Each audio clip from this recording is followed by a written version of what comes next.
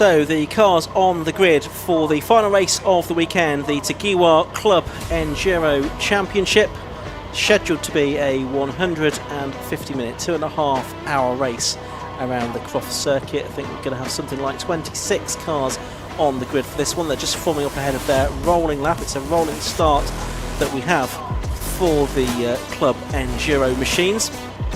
So busy grid in prospect, 3 classes of course in Club Enduro, with the cars split between Class A, which is for cars with up to 300 brake horsepower per tonne, Class B for up to 240 brake horsepower per tonne, and Class C up to 180 brake horsepower per tonne. This is the longest scheduled race of the season here at Croft this weekend, with 2 mandatory 3-minute pit stops required for all of the teams. That's whether or not they've got a driver change. If they need to make any additional stops for refuelling, that also has to be 3 minutes in length. They can't make the mandatory stops in the first 30 minutes of the race or the last 15 minutes, and not behind the safety car either. And if you do have any indiscretions like stopping outside the window or speeding in the pit lane exceeding 50 kilometres per hour, or not following the safety requirements surrounding refuelling, then you could pick up additional penalties as well. And it's worth noting, just checking the regulations before this race gets underway, because it's relevant for the race got to race yesterday, if the safety car is required to come out during the course of the race, it will not necessarily pick up the leader. It will come out wherever it needs to. Cars heading off on the green flag lap then, ahead of this Tagiwa Club Enduro Championship race, and we will have a look at the grid then. For it, as the cars make their way off ahead of this rolling start. So pole position, that has gone the way of the number 111 car. That is going to be started by by Joshua Lawton, I should say. The 89 car is alongside on the front row. That is Scott Parkin driving solo. Second row has 6. Dylan Brickton is going to start the second of the Darkside Audis, and next to him is number 23 with Simon Mason starting that one. On the third row of the grid, it's going to be the number 19 car started by Wayne Lawson, and the 117 car, BMW, that was quick yesterday in motorsports, Ian Jones going first. On the fourth row of the grid is the 44 car, that's been started by Ben Williams, and next to them is the 43 car with David Hornson going first in the corner box these days with Shed and Steve Cheatham. On row 5 it's the number 88 car, which is that of Joe Williams, and next to him is the number 8 car, the Ginetta G40 Matthew Tidmarsh. Row 6 we've got the 10 car, which is started by Ron Fennick, and number 1 by the reigning champion of Tagiwa Club Enduro, Sam Dennis. Row 7 is the 4 car being started by Wright, and then the 83 car is that being started by Chris Nyland. Matt Fazy is on the inside of row 8, number 30. Next to the 14 car, Tom Sullivan, I think he's a little starter. Row 9 is the 92 car, which is Daniel Douglas. Next to him is the 97 car, which is being started by Dave Connell. Ben Brooks starts the number 34 car on the inside of row 10. He's alongside 76 Michael Downey. Row 11, we've got the newcomer in car 63, Oliver Harris, starting that one. Beside the new car of John Hazel, Paul Hazel and Simeoni. That's Simeoni starting that car. And then on row 12 is the Osman and Alson BMW, number 171, and the 37 car of Scott Ferguson and the co-driver Neil Luke with Simonite, the Salisburys and the Fothergills with Jonathan Ellsworth making up the grid of about 26 cars I think we're going to have actually starting the race. Kieran is back alongside me, shortly to get underway for this 2.5-hour race. The safety car pulls in, the car's coming up to the line with the red light on the gantry, and they are out, and the race gets underway, and it's the pole position car, the BMW number that heads down to the first corner, the number 111 car that leads the way then into the first corner. That is Josh Lawton that is starting that car, but it's a 2.5-hour race. Races can't be won at the first corner, so hopefully everyone driving relatively safely. It looks like the BMW has lost out though to the Darkside Audis. Yes, they have. So both of the Darkside Audis up into P1 and P2 as they head down the back straight. It's the 89 car, which is that of Scott Parker in the lead. Number 6 is Dylan Brichter in the second Darkside Audi, and Josh Lawson, BMW number 111, is in third place at the moment, and a good start by Ian Jones in the second of the BMWs out there. That's the 117 car that was leading the road sports race yesterday for a while. So they're heading up towards Surrey for the first time, with a long way to go in this race. Indeed they have, and obviously the Parkins, you know, number 6 and number 89, they've got so much experience doing enduro road races. Both yesterday and today they've been doing it for such a long time, and those Audis have always been competitive. So Josh Lawson in triple one has got his work cut out at the start of this race. He's got a chasing pack behind him, and he's got those incredibly good Audis right in front of him as well. I mean, we always see, you know, the German manufacturers racing against the BMW, Audi, Mercedes, and once again we're seeing here BMW versus Audi, as we're seeing the Netta just going on a little bit on the grass there as the Civic gets past the number 1 and number 8 coming around there. So yeah, battling all up and down the field at the end of the first lap. Yeah, so obviously we've got 3 classes, so we'll keep an eye out on the class lead as well. It's Chris Nyland, number 83, at the end of lap 1 that's leading in Class B, and it's the 66 car in the Class C lead at the moment. That's Paul Subiani, Jonathan Hayes. That's Paul Subiani, I think it was, that was starting that car. No, yes, it was indeed. Making their way around the second lap of this race. And qualifying earlier on this afternoon for these cars.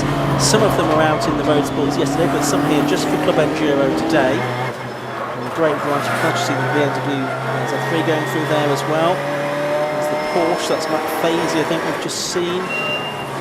The nylon, sort of turquoise coloured Honda Civic Type R has gone through. And there you can see the 97 car, that's the Mazda MX-5, and it's good to see that back out again this weekend. That's the car started by Dave Connell, the 36-year-old from Brackley. But let's back is going on towards the front of the field. At the rear of the first quintet, we've got the 23 car of Simon Mason, with a bit of a gap back then to the 6th position car behind it. End of lap 2, and it's a 7/10 of a second lead for Scott Parkin. 100%. Coming into the complex, into the final couple of corners there, Josh Lawson managed to get quite close to the back of Ryan Parkin, but he just managed to drop away down the start-finish straight. And I do wonder, in those Audis, being a little bit more nimble, and with obviously the BMW M3 E92, it's quite a large car. It's probably not quite as nimble as the little Audi. So the TT's probably got more grip initially, but the BMW just coming back to Josh now. He's probably find a little bit more grip, and he's just getting back off the pace. So he's right on the back now, as we can see, of Ryan Parkin. I wouldn't count him out just yet, even though he dropped a couple of positions straight away. And just having a quick look at the qualifying times, he was actually almost half a second, about 4/10 of a second quicker than Scott Parkin, and a full second quicker than Ryan Parkin. So he's definitely got the pace there. May have just been a case he didn't quite want the car as much as he perhaps would have liked to, but he's back in the window now, and he's started to attack Ryan Parkin. Yeah, Dylan Britcher actually in that car at the moment. It's Ryan will be out in it later on in the race. Scott Parkin it is that he is leading, who was the Class A champion last year. Second in Class A last year were the Ryan Parkin and Dylan Britcher combination. There's a lot of winning between them in those two cars. I think they won 4 out of the 6 races between them. It's then turning their way through Hawthorne now, and on towards the chicane they go, with this 4th lap of the race getting underway. Top 3 are pulling down the back straight now. We've got Ian Jones in 4th place in the BMW Compact, the very much modified BMW Compact. Here comes Josh Lawson, the 111 car, starting to threaten Dylan Britter's 2nd position there. He did the best lap of the race on the first flying lap there, the 1:27.674. Just checking on the lap record around Croft for Club Enduro. It's a 1:26.73 set by John Osmond and James Collins last year. So 1:26.73 is the benchmark time that we're looking for. That's the lap record in these cars. We'll see if that gets exceeded today. Pretty good conditions for Hawthorne. It's a dry day, not too windy. You know, warmish, but not over hot to cause sort of big overheating problems or anything like that. So it could be a good day for a lap record, maybe. 100%, yeah. Oh, just up the inside there goes Josh Dawson. He just gets stuck on the curb. He can't quite make it as Briggs goes right the way around the outside and keep that second place. And in the meantime, the number 117 car coming round the outside and just takes it as well. So now Josh Dawson has 3 cars in front of him, not just 2. He's got a fellow BMW and then the 2 Audis. That's not how he would have wanted it to go. It may have been a little bit too presumptuous for the Brickton's parking number 6 car to jump out the way then. Probably wasn't really a gap and it was always going to close. So he's right on the back of the Gadsby Jones 117 car. So I wouldn't be surprised if he tries to make a move on that coming in the next couple of laps. Yeah, so Ian Jones at the wheel going in that BMW, and now he's got the sort of purple beast behind him, the number 111 car, as they flick their way through the Jim Clark S's for the 5th time in this race. Still looking down the order, still Chris Nyland leading in Class B. He's got 1 Class A car between himself and Matthew Tidmarsh in second in that class. We've already got 1 car in the pits. That's the Wright and Neville number 4 car. I think it was Wright that started that car. Alex Neville, the co-driver in the NJM Racing Cupra. So Super Cupra. So they're making their way around again. Looks like Simon Mason in 5th place. That Cupra is now closed in on the 2 BMWs as well, so looks like he might get involved. He's now got the 111 car back ahead. So Josh Lawson back ahead of Ian Jones and up into 3rd position. Yes, absolutely. Obviously, he needs to dispatch that 117 E846 compact as soon as he possibly could, just to try and get back on the back of the 2 parking runners cars. What we're just talking about though with possible lap records, I was talking just down obviously with Ryan after the last race, and he was saying that it ideally would have been a good day for lap records, because obviously the oil spills, it's a bit too greasy. Yeah. So it's possibly, it's probably getting a little bit better now with the amount of cars that are running. And they're going to be running. That's the Mazda of, isn't it? The 97 car for Dave Connell. So he's gone off there and is now under threat from the 34 car of Ben Brooks, who started that car. Yes, absolutely. But yeah, so with the amount of cars running, they possibly will clear all the all of the patches that are a bit greasy. But yeah, possibly, at least for the start of the race, there's going to be no chances to have a lap record broken. But towards the end, who knows? Maybe. So, Class C, we've had a change of lead there because Oliver Harris, his first time out, I think, in Enduro in the number 63 BMW, has got ahead of the 66 car of Paul Sabiani. Well, there is our 2nd place driver, we was on screen, Dylan Brichter. There's our Class B lead, that's number 83, we saw briefly, Chris Nyland. And that's the battle for the Class C lead. So here we are, and it looks like it's changed around again actually. So a great fight these 2 are having, because it's the 66 car back in front now. That's Paul Sabiani, the driver from Shrewsbury, back ahead of Oliver Harris from Huntingdon. Say in the car that Joel Oswald was successful in Club Enduro a few years ago. I think Joel sharing that car with him today. But Oliver Harris is only 16 years of age. Is Oliver from Huntingdon, a student, done some X30 karting, first year in cars there, 3-litre M54 engine as well. There's the first 10 minutes of the race underway or completed. Got a black and white driving standards flag being shown for someone there. That would be for a track limits infringement, I shouldn't wonder. And I think we'll get a few of those during the course of this race. We'll keep an eye on whether any of those start to turn into 5-second penalties, which they might do if drivers repeatedly transgress. Yes, indeed, and obviously because it's such a long race, these cars are quite physical and drivers get exhausted. It's very sweaty work, and so mistakes like that, it's so easy to make. It's so easy to just put a little wheel too far across the white line.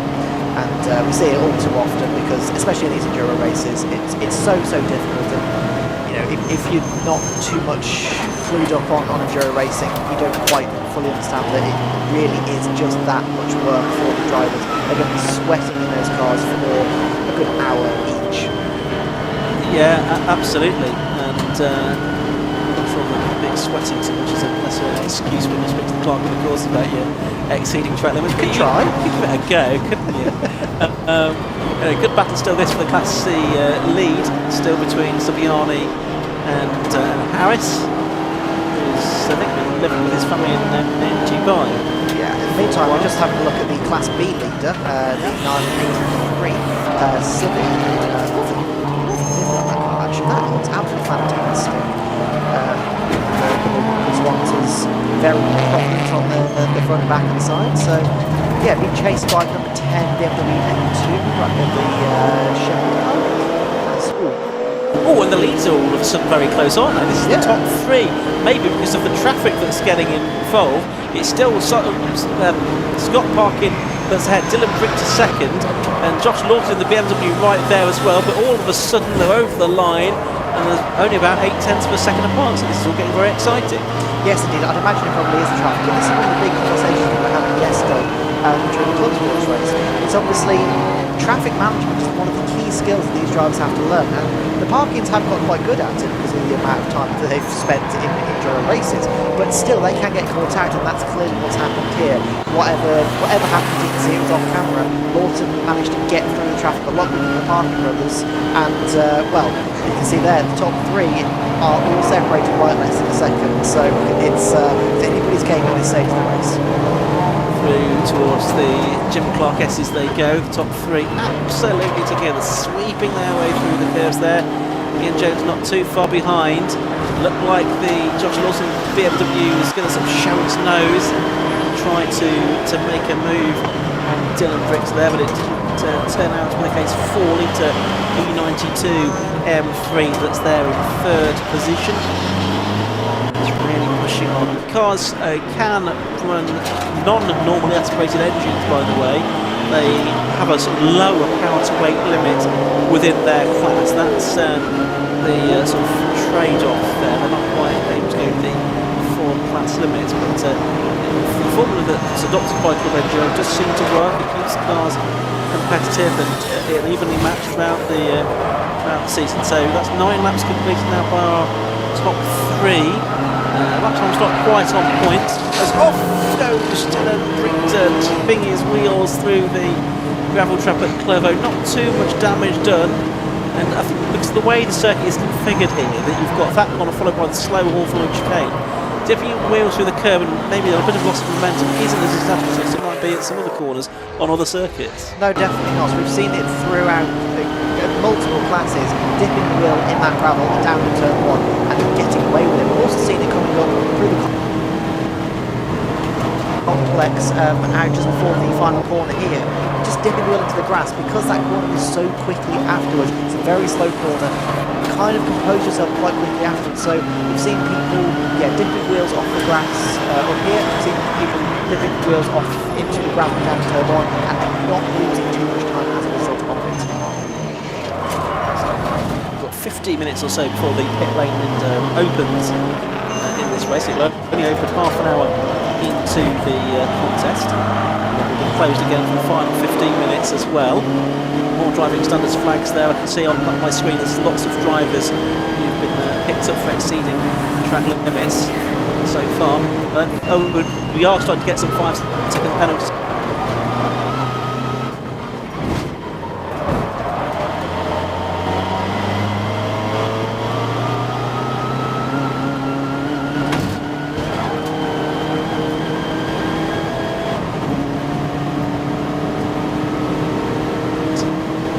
There's that Class C battle going for, and it's just ahead now, isn't it, of the leaders, and heading down the back straight. They're actually side by side, Oliver Harris and Paul Subiani, as they head down into Tower Corner. There they go, Subiani on the inside line, Harris on the outside line, Spiani holding on.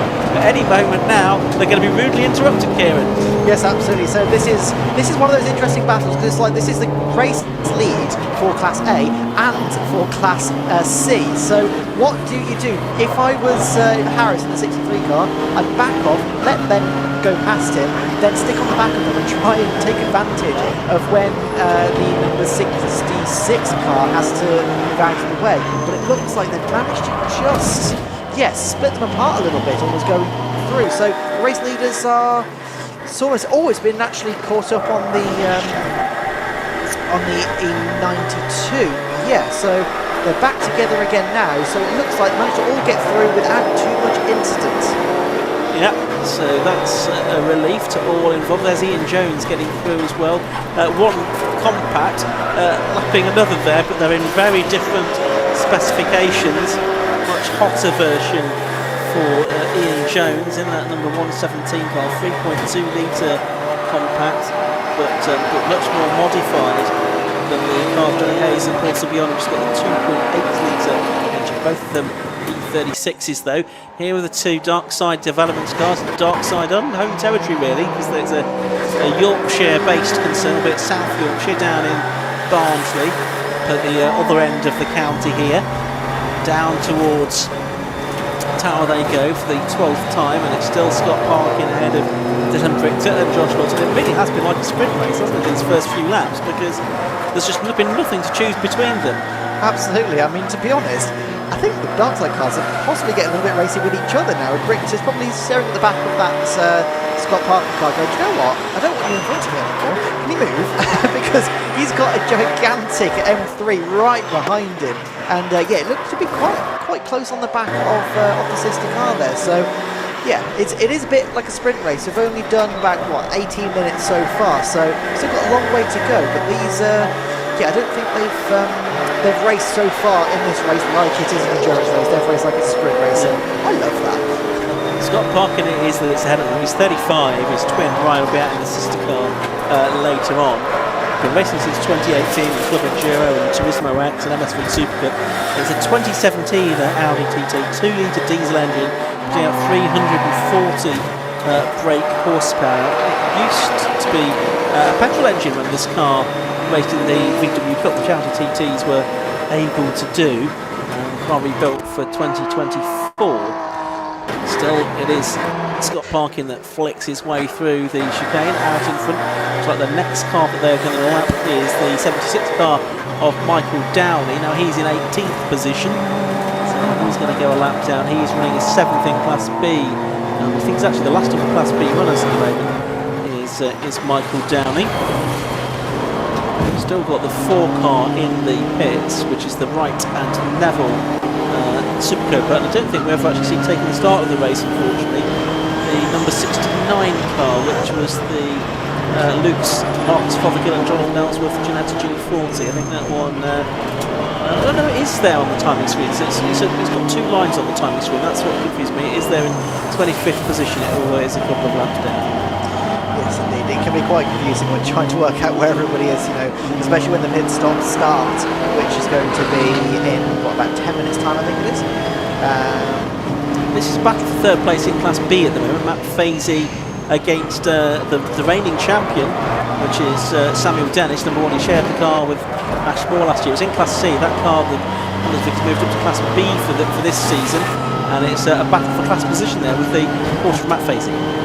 Yes, indeed. The Porsche is just peeking out to the right-hand side just to make sure that Dennis in the number 1 doesn't make a dive of the inside. It looks like coming into our guesses. He's gone around the outside and into 3rd place in class. So that was a strange one. It just looked like he had an unlimited amount more pace than the Porsche. But there we go. Into 3rd place goes the number 1. Yeah, it's just a 2-litre Porsche, that one. The Cayman of Matt Fazy, man from Solihull, 46 years of age, been racing since 2017, and 2018 Class B champion in Club Enduro, in one of the earliest of the Club Enduro campaigns. Club Enduro introduced in 2015 the trial longer race at Snet. It's longer than the road sports races, really. It's just an extended road sports race in the first season. Then more and more races were introduced, and it became a championship a few years after that, rather than having just been a series of races. But there you can see Dennis has now made his way into third place in Class C. He's about 13 seconds behind, Class B, I should say. He's about 13 seconds behind Matthew Tidmarsh in the Ginetta, which I think is one of your favourite cars. And speaking of it, there it is. It's the number 8 car, Matthew Tidmarsh at the wheel at the moment. Yes, absolutely. I do love the Ginetta. I mean, I think it was in Brands. I can't remember what track it was at, but yes, I think it was you and it might have been Alton Park actually. You and Andrew were having a right good laugh at me for loving that car so much. But yes, I do have a real soft spot for Ginettas, and so I spent quite a lot of time talking with the drivers on that one. He just almost goes to the inside the number 19 Audi there, but has to back out quite wisely. It's a long race to go to get caught up with. That was Wayne Lawson who was doing back with. But yeah, that Tidmarsh Ginetta, actually Matthew won the 2024 Chapman Award, which is the award that the 750 Motor Club gives for the most outstanding engineering achievement. That's because he's developed this car over the past 3 seasons. It's now got a Duratec engine in it. It's a 2.5 litre Duratec engine in that, which is why that Ginetta goes quite so well. So that development has really caught the attention of the experts at the 750 Motor Club for its engineering prowess. And the 750 Motor Club, although it's about the racing, but it's also about the innovation, the design, the construction, the engineering. And it's great that the Chapman Award continues to receive that award. There's the 77 car on screen at the moment. That's a bit further back down the order. That is the car of Henry Salisbury, who runs in third place in Class C at the moment. He is sharing with his sister Olivia, taking the first part of the race. There's another chance to have a look at that Ginetta as it is doing battle with Wayne Lawson in the number 19 car. Yes, absolutely. And this is one of the best things about this championship, because those two cars couldn't really be more different in this category. Gigantic Audi versus a tiny Ginetta, and they're going wheel to wheel. But in the meantime, the leaders are still nose to tail. It is basically like a sprint race. These two Audis can't get away from that BMW. But speaking of innovation, these two Audis are quite an interesting one, because they are diesels. And having a diesel race car, some people might look down on that, but I think it's amazing what Darkside have been able to do with these cars and make them competitive in a very competitive class. Diesels obviously, they're very different to petrol engines. They deliver their power in such a different way, and so they've been able to harness that and make it into two very competitive cars. So it is about the innovation, and the guys at Darkside have been able to do wonders with these elements. Looking at penalties, they've not appeared on the timing screen officially, but as you can see they have been applied. The 13 car, Matt Fazy, he's now got a 5 and a 10, so a 15-second penalty for exceeding track limits. The 97 car, that's the match started by Dave Connell. He's so far picked up a 5-second penalty for exceeding track limits. About 6 minutes away from the pit window being open. It'll be interesting to see if any drivers do go early. Just say, you're not allowed to take pit stops behind the safety cars these days in Club Enduro, and that does sort of take a strategic dimension out of it, because otherwise you might wait for a safety car before you serve your pit stop. But that aspect has been taken away, so you can only take it during sort of pure racing laps, as it were. So Brichter's now ahead, isn't he? I've just noticed that. It's the Dylan Brichter, the 6 car, that is now ahead. Didn't see when the lead change happened. It must have been a couple of laps ago at least, looking at our time screens. So it's Dylan Brichter leading, Scott Parkin in second. Fastest lap is still with Lawton. There is basically just slotting past the Henry Salisbury Honda Civic Type R, the number 77 car. All 3 leaders squeezing behind you. And if you are in one of those Class C cars, you are spending quite a lot of the race, I think, driving in your mirrors, waiting for faster cars to come around and then jumping out of their way. Yeah, 100%, and they really can completely come up and take you by surprise. The speed difference with some of these cars, if you class some of these Audi, with the Audi TTs and the BMW up at the front compared to some of those Civic at the back, the speed differential is just incredible. So you have to be so smart with the way that you're driving. Speaking of the TTs, here's the Audi team. So this is the Darkside development crew, obviously waiting for their drivers to come into the back for a bit of this time. The pit window opens, and I'm just wondering if are they potentially playing a bit of a team strategy game? Has Scott allowed Dylan to go through, and he's just going to back up Lawson a bit to give the number 6 car a little bit of space. Look at mission control there. It's like a Formula 1 pit wall, isn't it? There's so many screens and monitors that the team have there. We can see Ryan parking. He was watching on there. You also got the mechanics kitted up in race overalls and balaclavas as well, which are needed for when the refueling happens. So they're there, poised and ready to go. So I wonder if they are going to make a relatively early stop. Pit lane window up to 4 minutes time. Let's see what happens there. So we've got Dylan Brichter leading in Class A at the moment. Class B, that's still being led by Chris Nyland. Class C is back in the hands of Oliver Harris. Now 2.5 seconds clear of Paul Sabiani, so he's made a bit of a break there. He sort of lost ground as the leaders came through to lap a moment ago. We've got one into the pit lane. It's been a little bit sick, this car, we think. The 19 car of Wayne Lawson, the Audi RS3 TCR car. So that's green. This is outside of the pit window, so this won't count as one of the 3 minutes mandatory stops. But the driver and team obviously thinking we just need to get this car in to do some work on it. Poles in at sort of 45 degrees, and that's the requirement for all of the pit stops. You must pull in at 45 degrees because it's such a tight pit lane here at Croft. And the bonnet's up and the team straight away having a look underneath it to see if they can get the car fixed and back out into the race. It's looking, it's just trying to wiggle the coolant pipes maybe. So I wonder if potentially it's overheating or something. I'm not sure. Pushing it back out, so maybe just a bit of a cautionary check. They weren't 100% sure, just wanted to be safe rather than sorry. So 90 back out rather quickly, so that's good to see. You also saw there the team pushing the car back out, so the driver has been pushed out, not allowed to reverse out into the live pit lane for obvious reasons. So for safety, has been pushed out, and the team have to be mindful of cars that are coming into the pit lane before they do that as well. So there's the 89 car. That's Scott parking in second place, then just coming through the complex now. This is lap number 19 of the race. We've had 28 minutes of it so far. 1.5 seconds between the two leaders, about a second between second and third as well. So still very tight after all of this racing. And give it another 2 laps, and then we'll be able to start to make pit stops should they want to.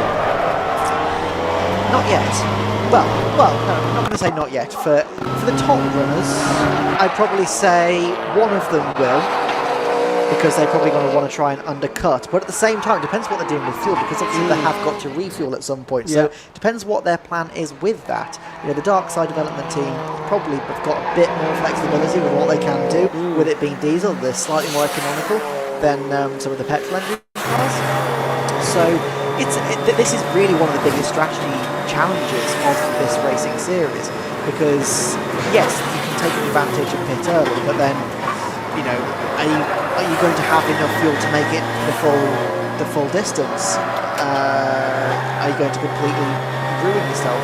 So it's a real tricky one. It is, and also there's the question of how close together you take the 2-man pit stops as well, because you could, if you've got the flexibility on fuel, you could take them quite close together, couldn't you? One shortly after you might want to really stagger them at either end of the race. I'm just watching the Class C lead battle come past our comment box window, because the gap between those two has come down again 0.6 of a second between Oliver Harris and Paul Sabiani, so a good battle going on, although the Sabiani car, I can now see, has picked up a 5-second penalty for exceeding track limits as well, so that might come into play in determining the winner of Class C as yet.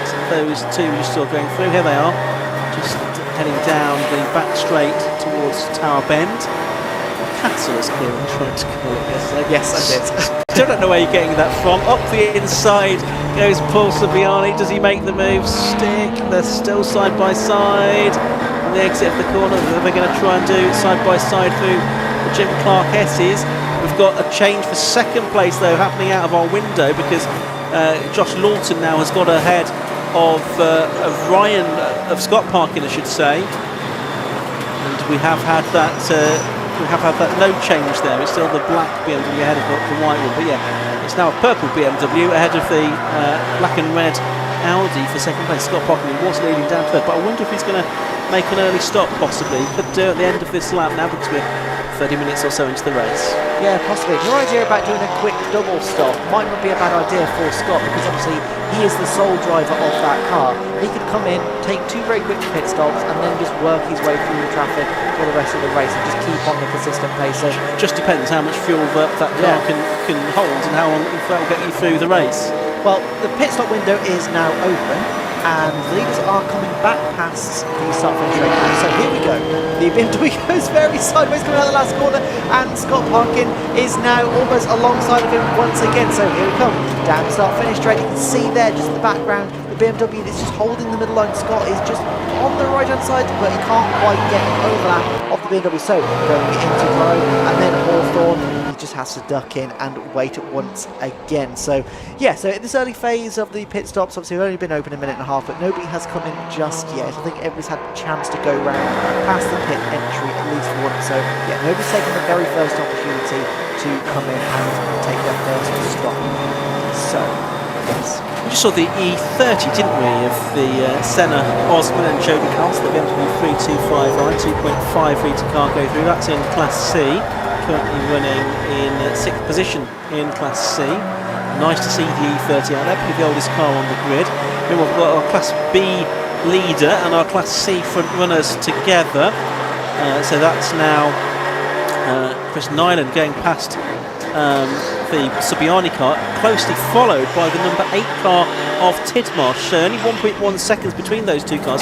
The gap on the last lap came down by about 1.5 seconds between the two Class B leaders, Nyland and Tidmarsh. So that's a battle that's building up nicely as well. There you can see the teams down in the pit lane, definitely anticipating up with some action, I think. And the first action that we're going to see is the 63 car coming in, which is Oliver Harris coming into the pit lane, the 16-year-old from the lead of Class C. Kieran's taken off his headset. He's going to head down to the pit lane in just a moment, see if we can grab some interviews with drivers during the course of the pit stops and bring to us a flavour of what is going on down in the pit lane. So the order at this stage, before we get deep into the pit stop, is number 6 that is leading. That's the Dylan Brichter and Ryan Parkin car. In second place is the number 111 car, which is Josh Lawton and David Blackie. The third car is number 89, that is Scott Parkin, which you can see on the screen now. Fourth is the 117 car, that's Martin Gadsby and Ian Jones. Ian Jones at the wheel at the moment. In fifth place, number 23, Chris Boyalan and Simon Mason. Sixth is number 44, Alec Yengar and Ben Williams, watching the 63 car be refueled there, and the driver to be out of the car while the refueling is happening. And once it's done, obviously the driver can get back in. But an early stop for the 63 car, as the 77 car of Henry Salisbury is now coming down into the pit lane as well. Because there's 2 mandatory stops, we don't necessarily know when all the driving lineups will be changing. So we'll let you know who's in the driving seat for the second part of the race. Class B still being led by Chris Nyland. That's number 83, but only by about a second from number 8, Matthew Tidmarsh. And third within that class is number 1, Samuel Dennis. Class C will now be being led by Paul Subiani in number 66. I think moving up to second place will be the Simonite car. That's the number 169 car of Matthew Simonite, Mazda MX-5, as the other cars are in the pit lane. And then third now in that class will be number 37. So that's the Scott Ferguson and Neil Luke BMW Z4. As we're watching on the screen now, our Class B leader, and that is Chris Nyland. Talking Chris Hosey has also joined me once again, with Kieran having headed down to the pit lane. And it's been an all-action first half an hour or so in this Club Enduro race, hasn't it, Chris? Yeah, absolutely. It's been pretty much no holds barred amongst the top 3. between the Audis and of course the treble one BMW, who I have to say is perhaps one of the most spectacular looking cars on the grid, that treble one BMW. Almost looks as if it could be a candidate for the modified BMW race later on at the BMW event in May. But of course the Audi TTs, of course, very interesting that those cars are diesel. I mean, that really does throw a whole new sort of avenue on the strategic side of things. Of course, Audi's no stranger to being successful with diesel power in endurance races. I mean, just take the factory team that raced at Le Mans for so many years. Of course, this isn't a factory team, nor is it the European Le Mans series, but it's good to see the diesel Audi's doing well, as we see number 8, the Ginetta, trying to get past the 83 Honda. Doesn't quite manage it that time, and but you can see how well that little number 8 Ginetta handles that car. Of course, 2-driver entry, of course, that has him Tia Marsh and of course Chris Webster. Just sticking his nose out, not quite good, not quite able to get in there because the Honda just comes him off, but fantastic battle. And this for the lead in Class B as well, so it's Matthew Tidmarsh at the wheel of the Gulf livery Ginetta at the moment. It's Chris Nyland in the number 8. 14 years now as Chris Nyland started out racing the Ford XR Challenge up at Alton Park. He's also raced in Citroen C1 Club Enduro, Type R Trophy as well. Hoping for a full season this year. This Motion Motorsport prepared EP3, which is a car owned by Will Pusker, who will see out in it for the second part of the race, but whether it will be handed over in the lead remains to be seen, because the Ginetta of Matthew Tidmarsh, the 2.5 litre Duratec engine car, is really pushing on. And this is the great thing about this kind of racing, isn't it? You've got two really different cars battling together. Yeah, absolutely, and also you can see the difference in performance characteristics as well. Because bear in mind, for those watching here Trackside, and of course watching this on Alpha live stream, these two cars are exactly what they look like. The Ginetta is of course a full-on modified, admittedly, but a full-on GT spec car. We've seen the 97 Mazda coming into the pits just past our commentary position. The Honda, the 83 car in front of it, even though these are both in the same class, is effectively a slightly modified production-grade touring car, and yet you see them racing together. They are virtually almost the same car. And remember, we're not. This isn't SRO like GT World Challenge. There's no balance of performance, as we see the Honda Ginetta just navigating past the 77 Honda as it comes out of the pits, and that is also going to be something to watch out for over the course of this race, because it's not only about traffic management but also pit lane traffic management. That is, of course, not only getting ahead of the competition on the pits, but also making sure you don't run into it. And off the pits, as we see one car going right off into the field, that's the 76 Porsche, doing a bit of a spot of grass cutting there. I'm sure the farmer will appreciate that somewhat, but the Uniqlo orange car going right off the track, and as you can see him just waiting for his opportunity, eventually comes back on. But wow, that was a wild moment. It certainly was for Michael Downey, who was 6th place in Class B when that happened. We've had a change for the lead, meanwhile, in that it is now the 6th car up in front. We're watching the Class B battle still going on here as well. Here are it's the 111, I think, that's going front as well. Yeah. It's the 111 car of Joshua Lawton that's taken the lead of the race.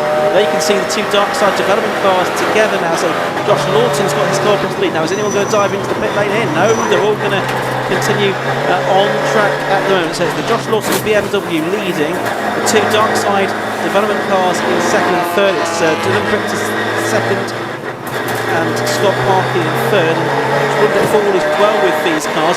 Certainly it was the 6th car of Dylan Victor that was much slower on the last lap of 132, falling back into the clutches of the sister car of Scott Parker. So I wonder if there might be a problem there. Meanwhile, Michael Downey, after his wild run half a lap ago, he's unsurprisingly heading into the pits to calm down with. Yeah, it doesn't look like there's any damage to that car on the front, although there's probably a lot of grass in the radiator. But yeah, real problems for the Darkside car. That the 6th car, yes, it's been overtaken by the 89, so something really wrong with that number 6 car. Not so sure, but meanwhile, speaking of things going wrong, the 92 Mazda. Oh my goodness me, I thought there was going to be a real run down as it's sunny out, that was. So you just don't know where to look in this championship, do you? Yeah, that was Daniel Douglas in 14th place, actually that's a Class A Mazda MX-5, so it's a bit more powerful than some of those out there, but he's survived that moment. But I wonder how much longer this car's going to survive. The 6th car, Dylan Brichter handing over to Ryan Parkin. Hopefully he will be. I imagine with the car now down on pace, it will come into the pit lane at the end of this lap just to get checked over. Just seeing Joshua Lawton staying out and Scott Parkin staying out, but I wouldn't be surprised to see Dylan Brichter. Here he comes, here he comes. Yeah, down the pit lane he comes, as you can see. So no surprise there after a couple of slower laps that Dylan's going to come through. And the team will see if they can do anything about that. Also coming in is the number 10 car, which is the BMW of Rob Fennick. So getting a bit busier down there in pit lane now. Yeah, absolutely. And then we see car number 6 there pulling in, and the team getting to work on that car. Of course, the Darkside development team, one of the best teams in the paddock, if I may say. I mean, they've certainly got a well kitted out pit lane stall, as we saw a little earlier. But yeah, it doesn't seem to be that much in the way of urgency there from the 6 They're just putting a tank of fuel in, but again, not much in the way of urgency by the looks of it. Yeah, while the car is being refueled, they're not allowed to do any other work on the car, so they've just thought, let's get some fuel in. It doesn't take long to do that through that refueling system, and then they can get to work on the car. So they've got the driver's door open. Is there going to be a driver change? Is that Dylan getting back in, or is that Scott Ryan Parkin getting in now? But either way, team having a look, see if there is anything that can be done there.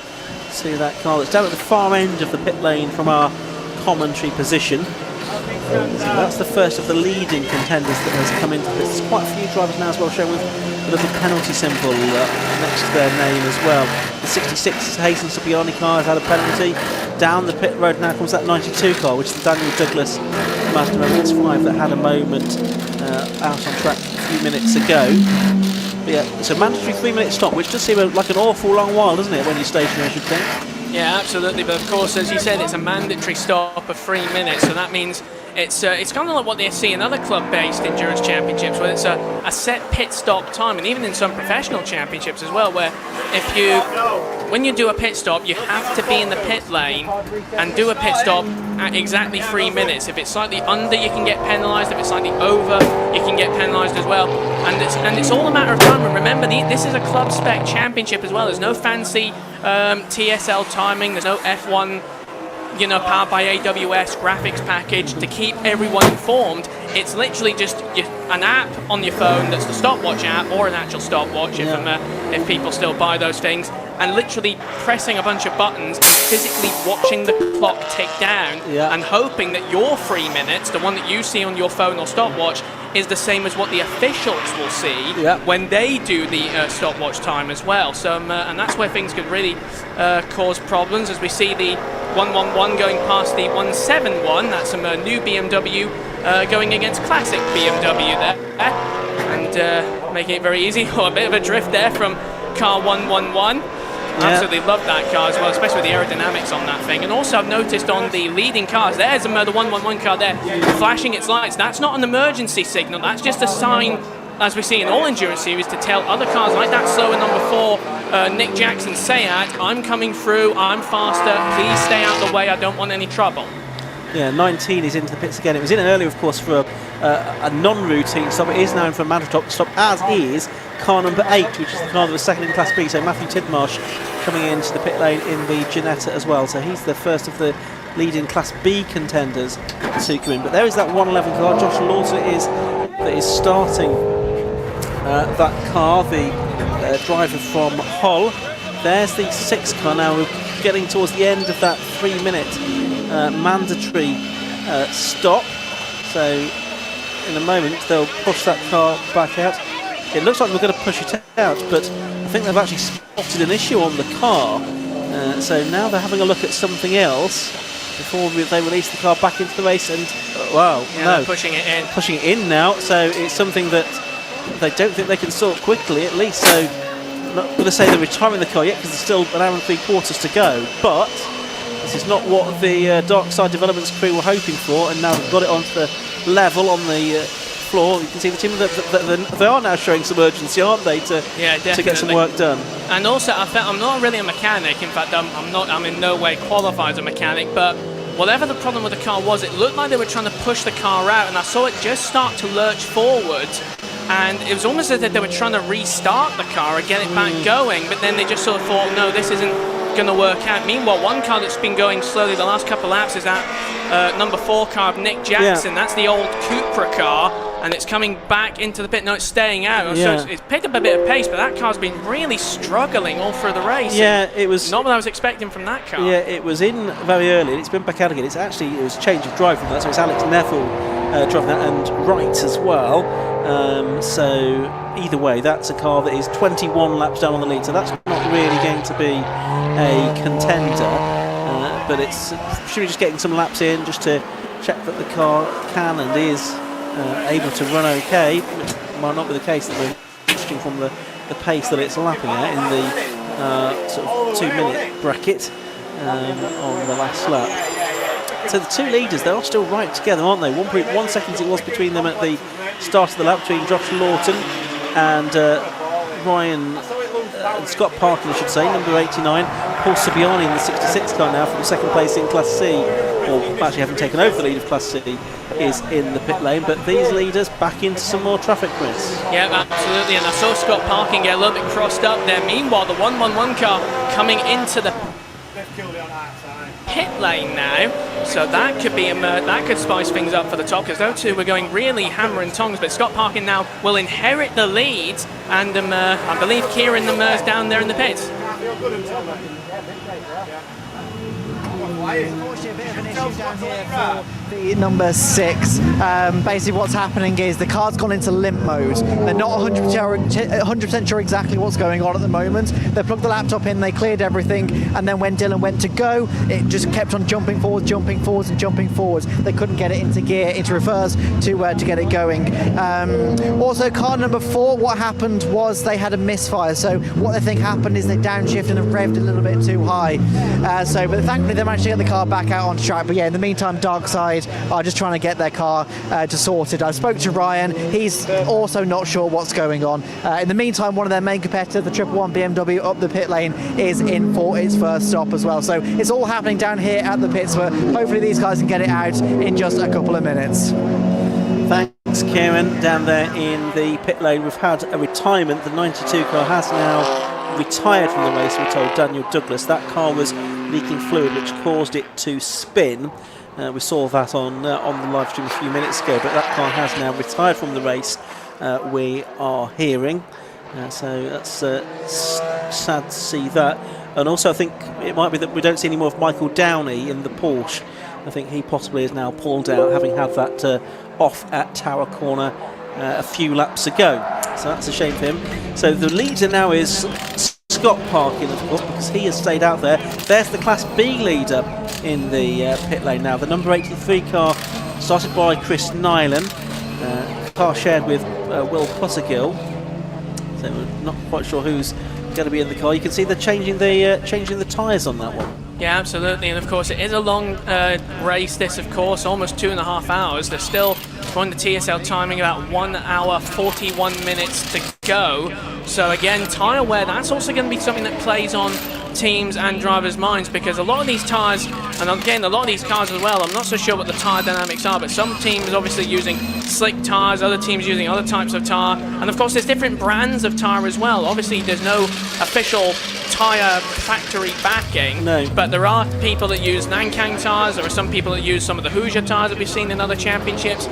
Pretty much any tyre that you can get your hands on. Yeah. And again, those tyres, depending on what source you go to, is going to behave much differently on this track. I mean, Absolutely. You might think, I mean, a lot of people might think, oh, it's just a tyre, it just behaves like a tyre, but that's just not the case. I mean, it's a bit like, I mean, to use an analogy here, it's a bit like saying, oh, if you go into a supermarket and buy a chocolate bar, it's like, oh, it's a chocolate bar, it's the same thing, but it's in no way the same. It's the same thing with tyres, it's the same thing with the performance characteristics of cars. It just adds to that drama.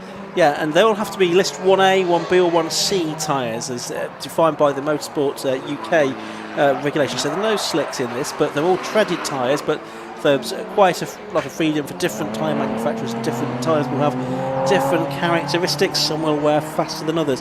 There's the 97 car. That was the car started by Dave Connell. That car has made a stop, I think, So it could well be Alex Wilkins-Hughes now that's at the wheel of the car. But it's a rebuilt car this year, that number 97, Master, I should tell you, after the car was effectively written off after an incident in the road sports at Silverstone last year. The engine, the doors, the roof and the front wings are from the 2024 car, but the rest is rebuilt with a new shell and a new aero packaging. Oh, and there's problems for it. As I talk about it, Commentator's it's retired. curse. Oh, well, there you go, you see. I've been doing this a long while and I still curse the cars there. So it's a great shame that car with its 2.5 litre turbo engine is now out of the race, it would seem. So that's parked up behind the barriers. It's in a position of safety. I don't think that's going to be a problem as far as needing any kind of caution period is concerned. So obviously during the course of these pit stops, the look of the timing screen changes somewhat, depending on whether teams have made any of the stops. Not another driver that's in now is the 117 Ian Jones BMW Compact, with that lovely sort of traditional BMW Warsteiner livery. There's a little bit of fluid that's dripped out from underneath the car there. Hopefully no big problems there. Ian Jones sharing that car with Martin Gadsby. Another car into the pits now is the number 88 car. That's Joe Williams from second position, the 36-year-old mechanic from Leominster. Been racing since 2019. But there is the Jones and Gadsby car going back out into the race with, I would say, 2/3.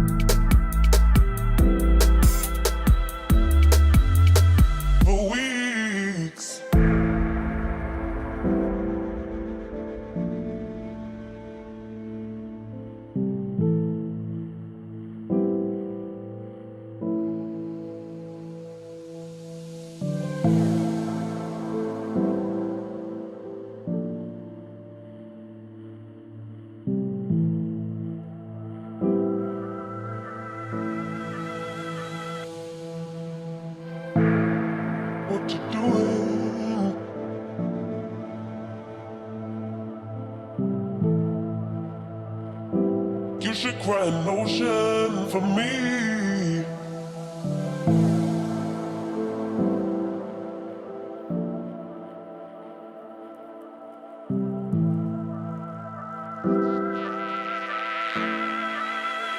For weeks.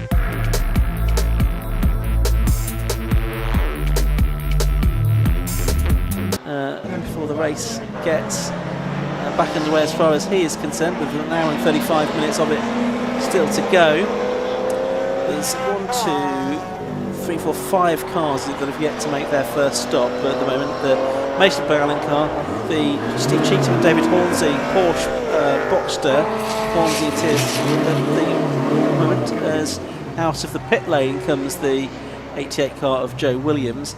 And then I think it's all the top 3 in Class C that have yet to make their stops as well. So it's now Mason and Byron leading, and it's Cheatham and Hornsey in second place in that Porsche Box 3.8 litre, which we've not actually seen too much of on the live stream just yet. We're watching on stream at the moment the 111 car, which is leading this race. It isn't, well, not leading this race, it wasn't leading this race. At the moment it's 2 laps down, having made its stop. It's actually come out behind the Gadsby and Jones car, hasn't it, by about 20 seconds, looking at the screen.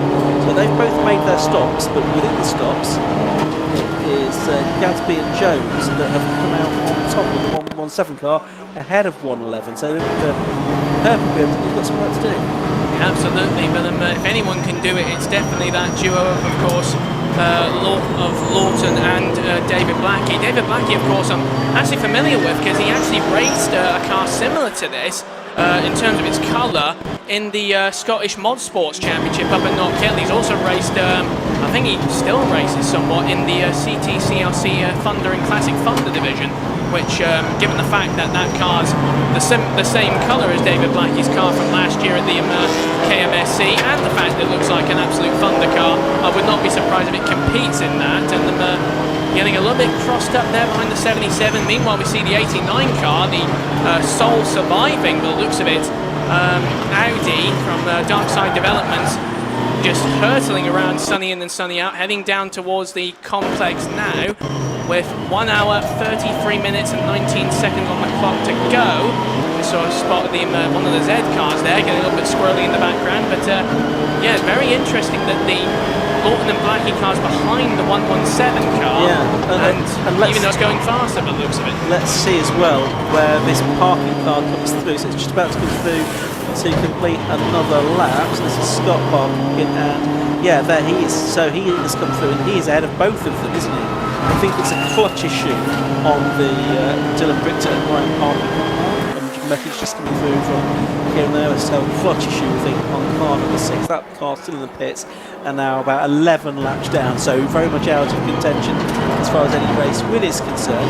But there is was on the screen there, the leading stock of the number 89 car, Scott Parkin, just coming down towards us now. It's just behind the number 1 car, which is Sam Dennis, Leffy and Simmons. And again, not sure which driver it is now at the wheel of that car, which was for a short time leading in Class B, but now it's made its pit stop. It's down to 4th place within Class B, which is being headed by Matt Fazy, who is shown as having made 2 stops. He's in the pits now, but I don't think either of those could have been mandatory stops of the appropriate length of time.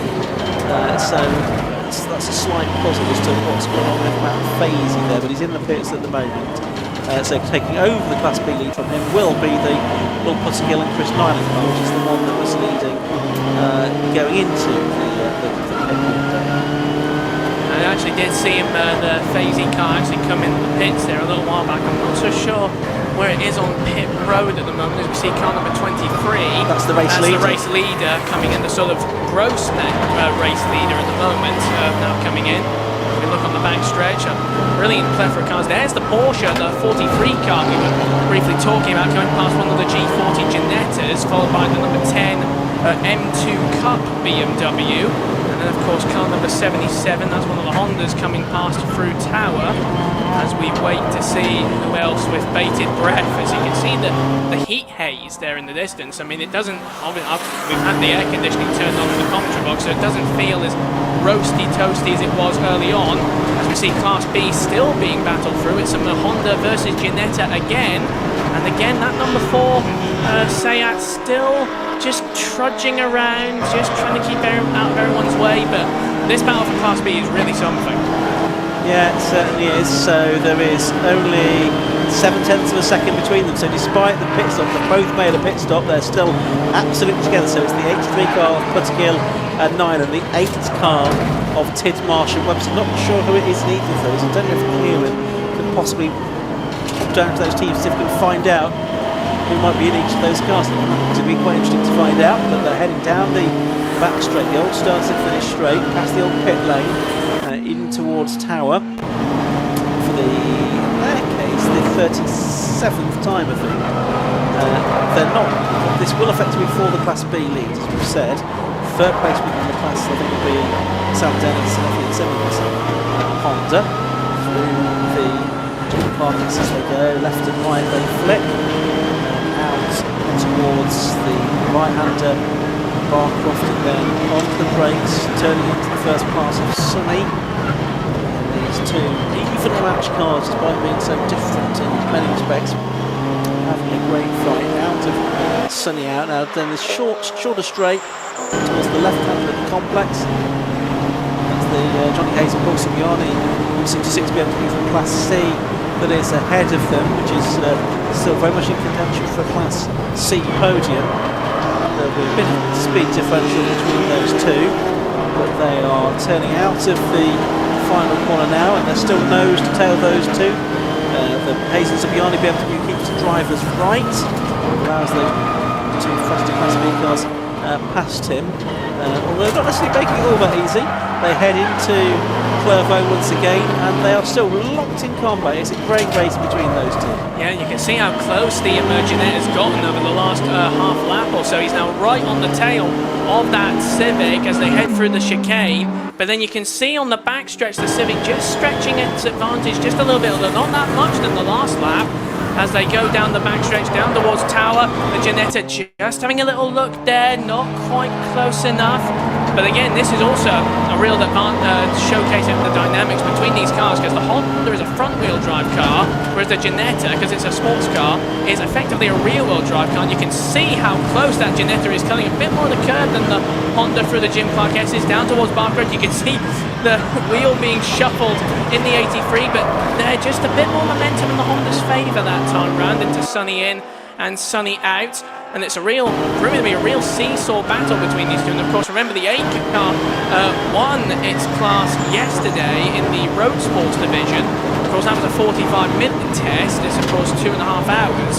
But wouldn't be surprised if car 8 with its crew of, as I see consult the entry list, Tidmarsh and Webster would be going for 2 on the backs, and it looks like they could be in a shot of that if they can just get past the 83 Honda Civic, which is still holding its own. Yeah, so another lap completed by those two battling for Class B supremacy, of course. Tidmarsh and Webster then winning Class B last year. Nyland and Puttergill, with Ryan Bensley on occasion, were second last year, so these were the two that disputed the Class B championship last year. Evenly matched this year. It's great to see. I think they had 2 wins for Tidmarsh and Webster, 3 wins for the Nyland and Puttergill combination. So between them, they took 5 out of the 6 victories last year. The only exception was the opening round of the championship, where John McPacken in the Capture Motorsport got without. So for this opening round of the 2025 season, through the Jim Clark S's they go once again. How far ahead of the next time in their class are they? They're quite a long way ahead of them, I think. Probably most of a lap, I would suggest at the moment. Meanwhile, we've got still the Cheatham and Hornsey car. David Hornsey out there in the box now leading the race. He's yet to make his stop. And of those that have stopped, looks like it is Scott Parkin, number 89, that is leading. And in second place now, I think, although I'm not sure if that's fully up to date on the timing screen, is the second place car is now the Byallen and Mason Cupra. The 23 car is in second place. The Gadsby and Jones BMW is third, and I think the Lawton and Blackie BMW has now got a penalty applied to it. It's got a 5-second penalty. That would be for exceeding track limits. That is, I think, we're still going to be in sort of net fourth position once you take out the cars that have yet to make a stop. So it's quite interesting that we've had a bit of a shuffle around in the overall and Class A order. Meanwhile, Class B, it's still very much the same as it was, Chris. Yeah, absolutely. These two have been going hammer and tongs for the best part of the last couple of laps now, as we see car 83 still trying to hold off the 8 car of Tid Marshall Webster, but the Ginetta just, you can see in the longer bits of the track, the Honda just has that slight bit of an advantage because of its front wheel drive. It can get that power down, sort of scrabble for grip and get it pulled out of the corners, whereas the rear wheel drive, you kind of have to be careful with it because again, all the power goes to the back, so there's a real risk of overcooking the car. And as they head through the faster section again, you can see the Honda just pulls away a bit, but then in the tighter bits of the track, the Ginetta, because it's smaller and agile, it actually closes back up as we head up towards the complex again. Still pretty much a dead heat as we see them head through the left-hander of the complex, then they head through the 2 right-handers, a huge amount of traffic ahead of them as well as we see the Seat and the 117 car, and of course the Seat diligently keeping out of the way of these two. And the Ginetta almost had a look on the outside, just sticking his nose out to say, I'm still right with you. As the 117 car goes past one of the only open-top Mazdas in the field. And there goes the Webster entry, just going round the outside, just sticking his nose out again, just trying to keep applying that psychological pressure to the 83 car. Yeah, great fight. It's the Matthew Simonite MX-5 that is just ahead of them on the road at the moment. The 169 car for the driver from Chesterfield with its OnlyFans livery as they make their way down towards it. The car ahead of them on the road is the 117 Gatsby and Jones BMW, which is lapping quite a long way off its ultimate pace. I think the Martin Gatsby is now at the wheel of 135. It was doing 127s earlier on, and Leslie and Jones certainly the faster driver of those two. So these two here, now they're lapping the 133, so although they're in Class B cars, they're actually catching the Class A BMW at the moment. They're about 2 seconds off the lap times they're capable of, but again, that's because they're battling with each other because of traffic. And here now comes the Tid Marshall Webster Ginetta as they come into the complex, just backing out of the move, in fact, I think, as they arrive there. They're so evenly matched, but it just seems to me that the Ginetta are just lacking the top end speed to sort of really ever find a way through. Not quite sure, and actually losing a bit of ground, not getting the best drive out of the hairpin there. Let's head down to the pit lane though for the moment and hear from Kieran. Alright, so we're down here with car 44 and Pappy. We've got a bit of an issue with your suspension. Do you want to talk us through what happened? I think the driver ran out of talent, to be brutally honest with you, and went on the grass, and this is it. Yeah, it's not exactly how you want suspension to look. Now, obviously, you've been in the pits for a few minutes trying to change that, and we've seen you with hammers trying to smash the spring off of it, but you managed to get there. Yeah, so it's literally split apart right at the base there. Yeah, it's completely split apart. But if we put it on the other side, it'll probably be alright. The problem was only on this side, wasn't it? So, it won't be a problem then. We'll at least be back out in a couple of minutes. Yeah, a couple of minutes and we'll be back out. Yeah, great. Thank you very much. So yeah, back up to you guys in comms. Thank you for that, Kieran. So that's a drama for the 44 car, Ben Williams and Alok Iyengar, who are now 10 laps down. It was Ben Williams, I think, because the driver on circuit when the damage was done. We're seeing evidence of there. It looks now like the Class B leaders have caught that Gatsby and Jones Class A BMW, haven't they? Yeah, absolutely. And of course, from it, I'm actually seeing the move here by the 83 car on the BMW, so that's Class B versus Class A. And also bear in mind, according to what we're seeing on the timing tower here on the live stream, for those who are watching it as well, this is also effectively a battle overall for 5th and 6th position outright on the track, because the BMW 117 is in, it says on the timing tower here, 4th. I'm pretty sure that's a slight discrepancy, but the 83 and 8 are 6th and 7th overall, leading Class B, with the next available Class B car, which are defending champions, car number 1 in 10th position. And of course, at least 2 TCR cars in the top 10 as well, albeit at the Gen 1 spec, but a very interesting battle developing between those three, because on the one hand we've got a heavily modified Ginetta that's challenging after a slightly almost BTCC-esque Honda Civic, albeit a bit more production in its appearance, and a BMW compact which has about as much horsepower as a space shuttle by the sounds of it and by the looks of it. But it looks like there's a change for Class B, because the Ginetta has gotten in front. It is, and it's well ahead of 83, so something's clearly happened. But Ginetta are out in front in Class B.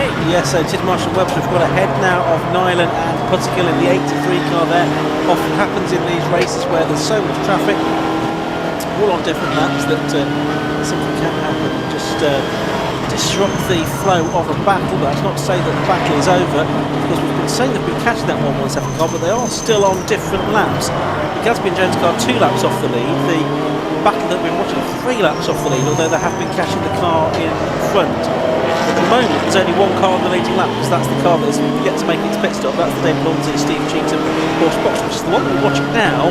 And is it ever going to pit? Because it's not pitted that time, the one that has. And this is a driver making the second stop for this car. That's the 77 car of Henry and Olivia Salisbury, the brother and sister. They're racing. Saw them out yesterday in the road sports as well, and that's definitely their second stop. So we are now getting some of the drivers making their second scheduled stop, and the 117 car is into the pits as well. That's the BMW that we've been talking about, the Gatsby and Jones BMW. So that's their second scheduled stop in the mandatory pit window. But still 80 minutes to go potentially in this race, or just under. So quite a long way to go for anyone, depending on how much fuel they can get in their tank. So that car in the pits as well. So it's really Scott Parkin leading now. The Chris Bale and Simon Mason car in second, and in what will become third place, the Lawton and Blackie 111 BMW. Still outside of the 6 car coming out of the pit lane. There's the Salisbury car coming out now, going into the pits I should say. Those the different sister team, Motion Motorsport crew, running that particular car.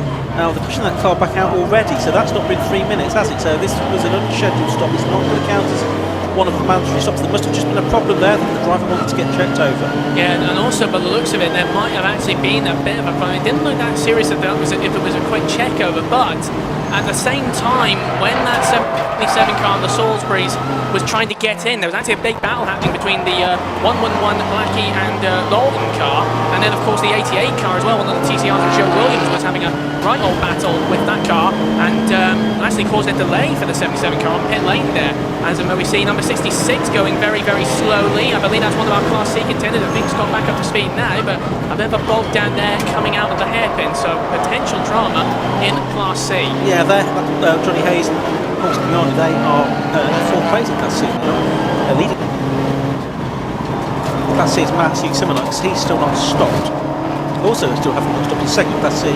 That's the Ted Osman and Jody Halscott. Now, I can tell you, by the way, the Class B battlers, it is Will Puttigill in car 83 now. It's the Honda, and it is Chris Webster in the Ginetta. So we're wondering that. So it's Chris Webster in the Ginetta that's out in the lead of Class B by 2.5 seconds now from Will Puttigill, having got ahead a few laps ago. Watching there the 34 Ben Brooks Lotus Elise go through. That's the car he's sharing with.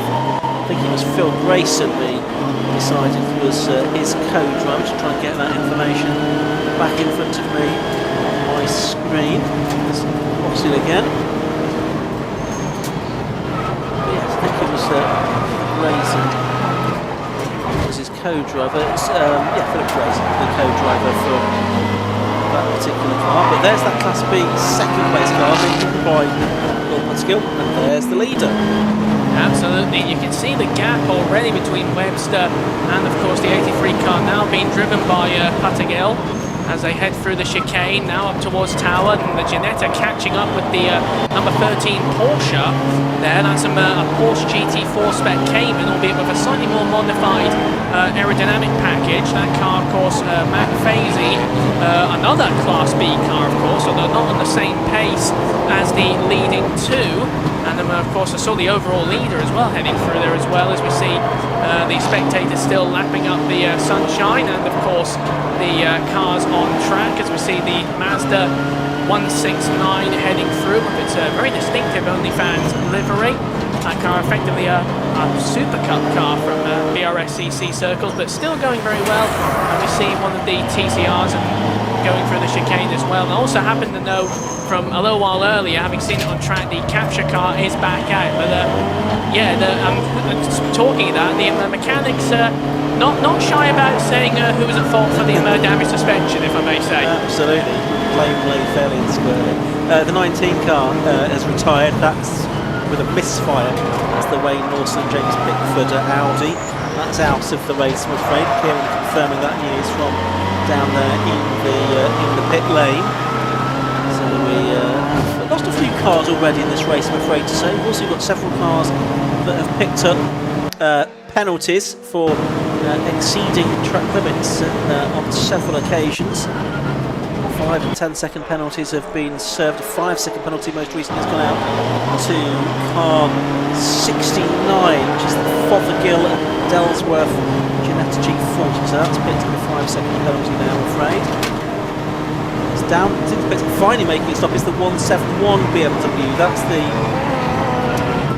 E30, which was started by Senna Osborne. So Jody Holt's probably going to go in that now. This is, I think, probably a smaller team of them. Not a big number of people descending on it like we saw with the cars from likes of Darkside development, but Senna Osborne getting out of the car to possibly hand over to Jim Patton. They've got their 3 minutes stop to make, including the refuelling. So still, we've got an hour and 13 minutes or so to go in this race. Oh, big lock up there from Webster in the Ginetta, trying to get past the Fazy Porsche, but wasn't quite able to do it there. They almost banged fenders there, as we see car number 89, our overall leader, Scott Parkin, heading through past him. That's not for position, that's just putting him out another lap on the field. And of course, interesting you say that we've had so many penalties come up, because obviously these guys are all pushing very, very hard, but the reason we've got so many penalties is mainly because of track limits, and the reason for that is on a lot of parts of the track there's these sort of greens, almost like curbing bits that you have on the outside of the tracks these days, and that basically is almost a sort of impact area where it's full of sensors that detects when a car's gone offline. Past the sort of white line that you can see if you're watching the live stream, you can see the white line outlining the part of the track and even the curbing. And if you go over that 3 times, it's a bit like baseball really, it's 3 strikes. And on this occasion it's 3 strikes, it's like you get 3 warnings, but then on the 4th strike it's, okay, you've done it 1 too many times, you're getting a penalty for it, and if it's any worse than that, you get black flagged and potentially a disqualification, and that's something you just do not want to have in an endurance race like this. Penalties certainly rack up, don't they, if you repeatedly exceed those track limits. 5 seconds, then 10 seconds, and a drive-through penalty after that. And if you keep going after that, then, as you say, Chris, you can risk the disqualification, to get the words out. Past our commentary box window, just about to cross the timing line on the live stream is the number 89 car. That is the car that will take over the lead of the race. That's Scott Parkin. He is 1 minute and 23 seconds behind the car that's actually shown on screen as the leader. That's the Dave Holden Steve Cheatham car. It still is the lead, but it's yet to make its first stop. Still got 2 stops to make in what is left of this race. Which, if you don't take your stops, then you get a lap penalty to sort of replace those stops. So don't think you can cheat the system by just not making a pit stop or 2. We'll get penalised for that. That's the leading car. It's off the road. Well, it's not going to make a pit stop now, is it? That's the 43 car. It looks like it's gone into the barriers there. Just trying to see where that is. Yes, it That's is at down there at Hawthorne. Hawthorne, yes. So that's gone into the barriers down at Hawthorne. It's the car that was in the lead of the race. David Hornsey was at the wheel, I think, of that car.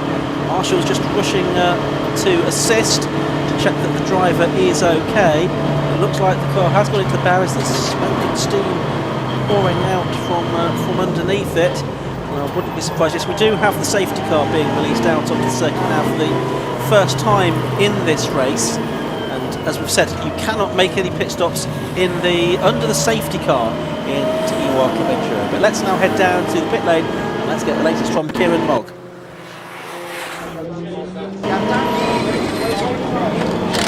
Just had the entire basic front suspension. So CV joint has been going, and yeah, the team are just working, obviously, just to get everything back sorted. There's a bit of leaking as well underneath the car, so just doing the final checks on the wheel nuts. Should be going out pretty soon. So yeah, the number one all sorted now. The mechanics done a very good job of getting all that changed in such a short space of time. A lot going on. You can see a little bit of fluid just down on the floor that they're having to sort out. But yeah, great job from the mechanics down here to get the number one back out in such short time. Yes, and that's the car that won the championship last year, of course. Sam Dennis, Ashmore last year, Sam Dennis and Ethan Simmons at the wheel this year. They were 5th in Class B, or they are 5th in Class B at the moment in this race, having moved that car from Class C to Class B. As I explained earlier on, the different classes are based on the power to weight ratio, so if you put some more power into the car or take some weight out, then you can move up the classes by making those modifications one way or the other. But the safety car is now out, and that's because we've had that incident for the car that was leading the race but had yet to make its pit stop, 43, the Porsche Boxster of David Hornsey and Steve Cheatham. That had gone off at Hawthorne into the barriers, so safety car will be heading out. It will pick up a car, not necessarily the leader. It doesn't have to wait to pick up the leader. It has picked up the leader, but looks of it, it's... That is handy. It has picked up Scott Parkin, and once we've got the cars all in a nice orderly train, at that point then I think we'll get the recovery vehicles released out onto the circuit to move that car out of the way. And also I think the marshals and the circuit staff will probably just want to check that the barriers are in good order as well. I mean, it didn't look like a very heavy hit, but still they'll just want to make sure that the barriers are in good order before racing gets back underway. There's the remnants, effectively, of car number 43. I don't see the driver anywhere. Doesn't look like the driver is in the car. So I did see the door open as if the driver was about to get out. So obviously everything seems fine from there, from what we can best tell. But that car is absolutely almost beached inside what is effectively a sort of foam rector-cell barrier there. It's got the rubber belt, hasn't it, protecting yeah, it? And also you can see how the damage as well. It looks like the front bumper's askew. Obviously, probably the front left corner is very heavily damaged on that car, but the looks of it, it doesn't look as if it really hit that bad, although it may have damaged the oil cooler, because I did notice there was some steam coming out. And of course on the Porsche, as is so often the case, not just in championships like this, but even in Carrera Cup and even Super Cup as well, further afield, if you damage a Porsche at the front, it has not just the radiator, but all the sort of oil and hydraulic cooling radiators up front as well, which of course helps with making a Porsche, because we all know it's one of the best sort of sports cars around. But if you damage any of that stuff, it's effectively a game over situation, and even more so dramas for the championship defending champions in Class B with suspension trouble. But good to see them back out, albeit with quite a mountain to climb. Let's head down to Kieran. He's got more news from the pits.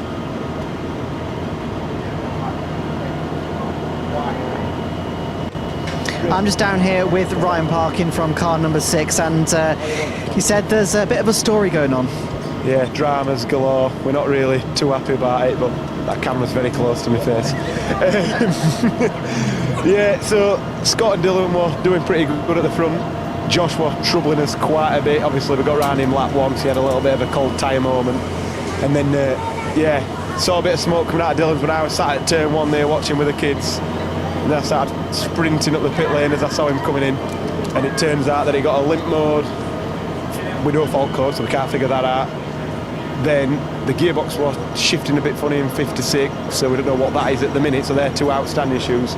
Then the clutch failed, which then meant the starter fuse blew when he tried starting it back up, so quite a bit of dramas. But Scott's still doing good, so we're alright. But it looked like my car had a bit more pace than Scott, at least with Dylan driving anyway. And yeah, it'd have been quite good if I got in it. So when you said I was driver, it was potential driver of car 6, so yeah. Yeah, you're not out of it completely just yet. Obviously, the mechanics are working on it. Do you know what they're doing at the moment? They're going to change the clutch because we think either the slave cylinder's failed or the clutch itself, which I'm not sure how old that is, but it's not at the life that we used to put on them. Or we've changed it already.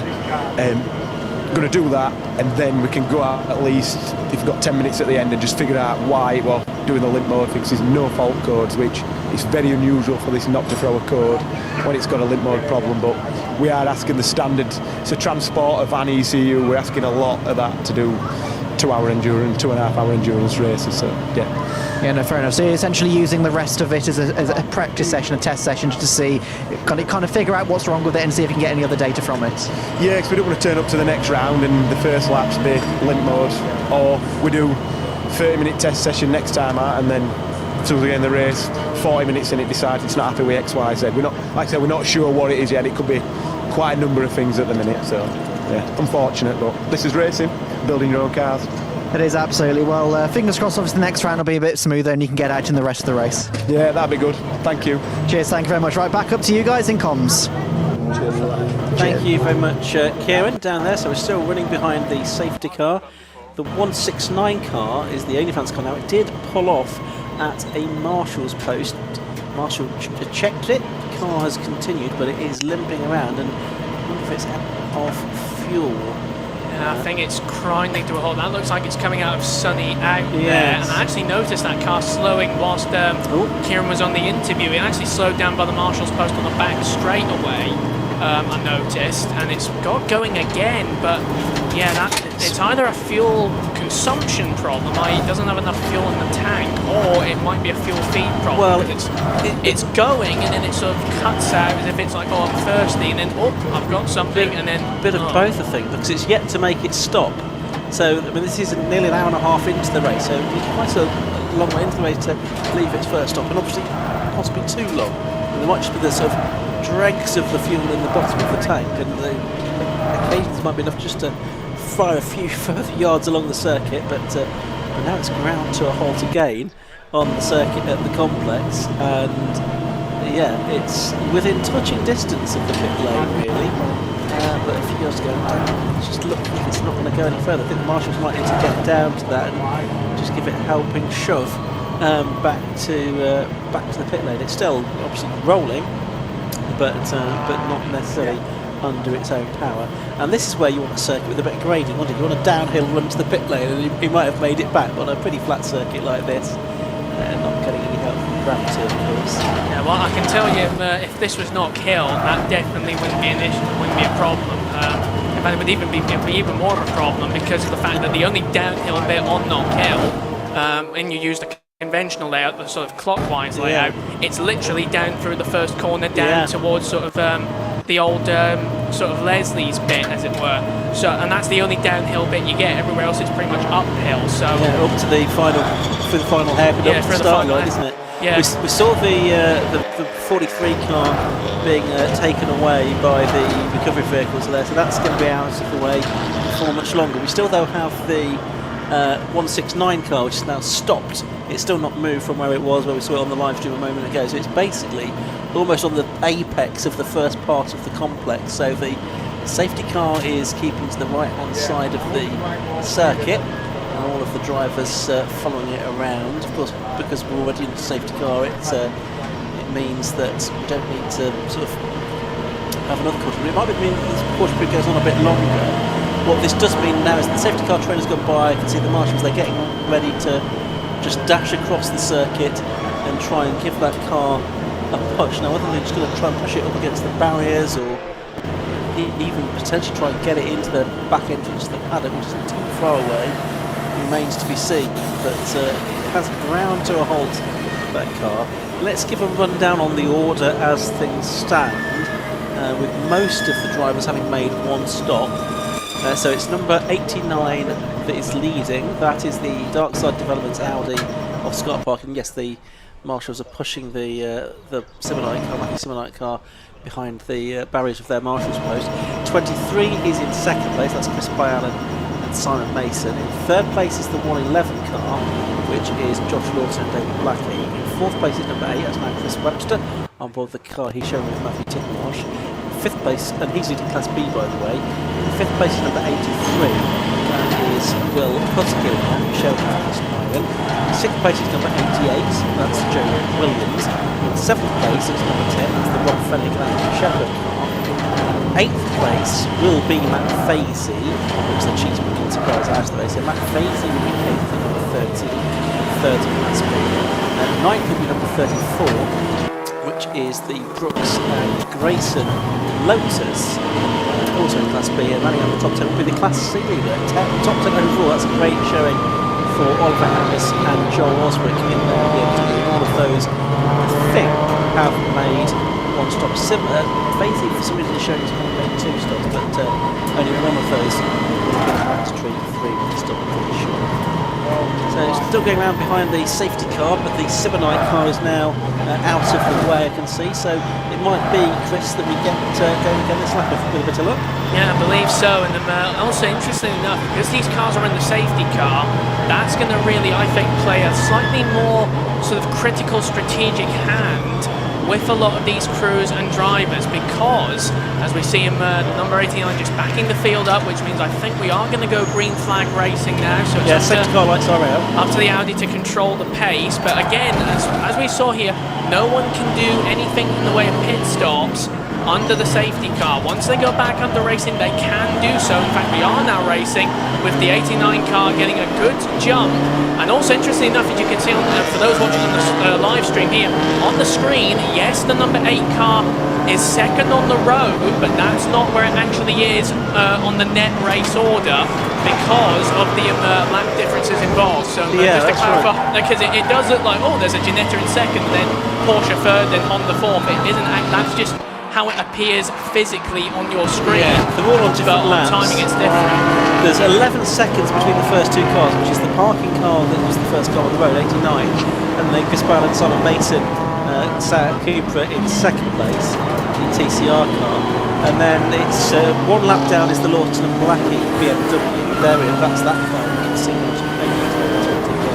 and then the Titmarsh and Webster car, the Ginetta, we just saw it shot there, ahead of that car, the 83 car. Those both 2 laps down the 2 Class B leaders. So they've been a fantastic position overall, but they are 2 laps down on the overall race leader with 58 minutes of this race left to go as scheduled. Turning their way through the Jim Clark S's, and now they've all been in that orderly line, a bit of not the jumping line in terms of fitness, because it will sort itself out a little bit, won't it, as quick cars come to the front of the queue. And it'll be interesting to see if anyone does start to make any pit stops at the end of this lap, because at the end of this lap, that's when they can start to make pit stops altogether. They're not allowed to follow the safety car in at the end of its caution period. So certainly Scott Parkin's gone straight past the pit entrance, so too has Chris Webster, so too has Matt Fazy, so too has Will Putskill, so too has David Blackie. And so it looks like most of the drivers opting to stay out for a little bit longer at least. And as we see a battle between Ginetta and Porsche heading down into turn 1, again that's not for position, I should emphasise. Of course, that car number 13 of Fazy not in second place in class, not like this, it's in third place in class according to our time commentary. It looks like it's on second on the road, but again it's 1 lap behind the leading duo, despite what it appears on screen. As we see dramas for car number 69, that is one of the more GT5 spec Ginettas. That is the Fothergill car, Marcus and Lucas Fothergill. also racing in the classic sports car club by the emblem on it, but yeah, problems for that Ginetta GT5, and rather sorry sight that is. Yeah, that's a shame. With Lucas Fothergill, the 25-year-old from Harrogate, one of the drivers there, basically his father Marks. He was a well-known name in Porsche Cup and also British GT Championship. He raced in as well, Marcus Fothergill. When he was into the season, Ginetta looks to be out of the race. So we have Class B cars together here, but as we said, McFazy a lap behind the Ginetta, also nearly a lap behind the particular Nyland Honda, which is at the head of this little group of cars, also involving the 88 car of Joe Williams out there as well, who is in 6th position. So Potskill, Nyland and Williams, they're all together. Potskill and Williams should say they're together on the same lap, and in fact a change of position there as Williams goes past the Honda now, so that's for 5th position overall, albeit they are running in 2 different classes. A throttle issue it was for the 69 Ginetta that we just saw come down a bit late, and that's put them at least temporarily out of this. Absolutely, and also interesting enough, I've also noticed when you see Pottergill's car, you can kind of tell how hard he's pushing going into the first part of the complex, because the rear wheel, the left rear wheel, actually lifts up into the air, which is always a sort of it's to be expected with front-wheel drive hot hatchbacks, that sort of cocking a wheel in the air, heading through a high-speed corner. You can see it kind of there, just a little bit there, not as much through the Jim Clark chicane there, as we see 83 of Pottergill being chased by our defending overall champions, car number 1, which are also the, I suspect, defending Class B champions as well. But real nice to see Honda versus Honda, and also that's an interesting thing I wanted to sort of explore with you, Ian, because the way this championship seems to award points, with the Class B car winning the title against Class A cars, which you can see are the TCR cars, obviously much more powerful. It reminds me of those of the Northern Saloons and Sports, which is a similar format, but also it's a bit like what they have, what I like to call the sort of 80s touring car dynamic, where yes, you saw the Sierra Cosworths and Nissan Skylines and all the Group A supercars. They did all the winning up front, yes, but it was all the little VWs and Astras, like the Clelands and the Stipplers and stuff, that did the winning in terms of the championship. That's a similar dynamic. So in terms of strategy, I think that also adds, if anything, additional jeopardy, or at least that would appear so. It does, yes. The points scored within the individual classes rather than based on overall finishing position. It's based on the position within the classes. Wide open for any driver from any of the 3 classes to win the overall team, I should say, from any of the other drivers to take the overall championship title. Often it has been drivers from classes C and League B that have won the overall championship. But I think Kieran's got news from the Yeah, I'm down here with, driver of car 8. Tell us what's happening. So we're leading the class. We've been a little bit naughty, and we've got caught for track limits a few times, so we're currently sat with a 15-second penalty. So it's not a problem, we just need to drive faster and stretch the lead by 15 seconds. That will be fine. So yeah, we've got the pace. Yeah, definitely. You guys have been having quite a good battle with the 93 car as well, so that looks quite good. Yes, I think that's like McFazy, 93, he's a lap down, so we've let him go, because I think we've got a quicker driver in now, so rather than battling those time, we're just going to sit in the slipstream and put baggies and 31s, and then hopefully stretch out for 15-20 seconds, and then when I get in a little while, I can have a cruise to the line. So yeah. Do you reckon the class win is still on? Oh yeah, without a doubt, yeah. Just need a bit of luck, no mistakes, good pit stop, and we'll be fine. Cheers, thank you very much. Back up to you guys in comms. Thank you very much, Kieran, there with Matthew Titmarsh there, Chris Webster car that the wheel of that car. Just looking at the gap then they have at the moment, it is only about 5.9 seconds, I think, they have over Skoda at the moment, so they do need to pull out a bit more of a gap to overcome the 15 seconds penalty that they have at the moment. Skoda and Honda don't have any penalty at all from those track limits, misdemeanors that could, at the end of this race, cause them to lose out on the win. And you were saying earlier on, Chris, that it's very important to adhere to the track limits, and that's exactly why, because it's been so close between those two on track. It would just be a real shame if it was settled by a track limits post. Yeah, and I like the way it was said there. We've been a bit naughty on the Mert track, which you kind of have to be in this sort of in this multi-class racing, because this is what makes Club Enduro and even its compatriot, the Road Sports Championships, as exciting as, and also seemingly as unpredictable as it is, because you've got all these different cars, all these different specs of cars. Yes, there's 3 classes, but there's so much variety within those classes that you kind of have to push the limits from time to time. Yeah. But of course there is that very finite line between sort of genius and insanity, as it often is, or in this case, keeping on the Motorsport UK sanctioned race stuff and the Motorsport UK sanctioned penalty stuff, which is effectively the same thing as we see. That's the 83 coming into the pits now. That's the Pottigill car coming in, so we'll try to keep an eye on this one in the pit lane if we can. To be interesting to see if there's a driver change there, whether that is going to be Pottigill staying in the car, if Chris Nyland is going to get back into it. So there is Pottigill getting out with the blue and yellow helmet. I think the driver is there, Chris Nyland with the green helmet, so it looks like he might be ready to get in. Refueling being done, so everyone's getting well away from the car at the moment. While that refueling is being done, there'll be someone there with a fire extinguisher. There we are as well, just in case any fuel is spilled and that fire ignites. Great care and safety being taken. Of course, they don't need to push this, that's why it's a mandatory 3-minute stop, so teams don't need to rush with the refueling, because the last thing you want to do with these big tanks of fuel is some kind of instance of spill some fuel. So they just take it very slowly and steadily and professionally. The Motion Motorsport team just getting enough fuel in to take them to the end of the race. Then the rest of the crew move in, and it looks like it is Chris Nyland getting into the car now.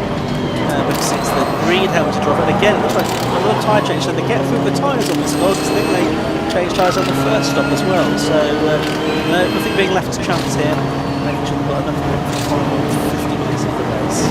Absolutely, and also you can see there from the new set of tyres they've got on, they are of course treaded, which basically means they're kind of like the sort of tyres you use on your standard road car, as it were. They're sort of, obviously these ones aren't never going to see a second life in a quick fit anytime soon, not with the way this car seems to demand stuff from them, but they do look very sort of like the ones you'd find in a tyre shop, right, in the dealership. Obviously these ones are going to see a lot more wear and tear over the next about an hour, just under an hour in fact, and they're probably going to see over the next 20 to 30 years of highway service. And you can also see there as well them just tightening the lug nuts up there individually, and also interestingly enough you can hear them in the background there, the air gun going off.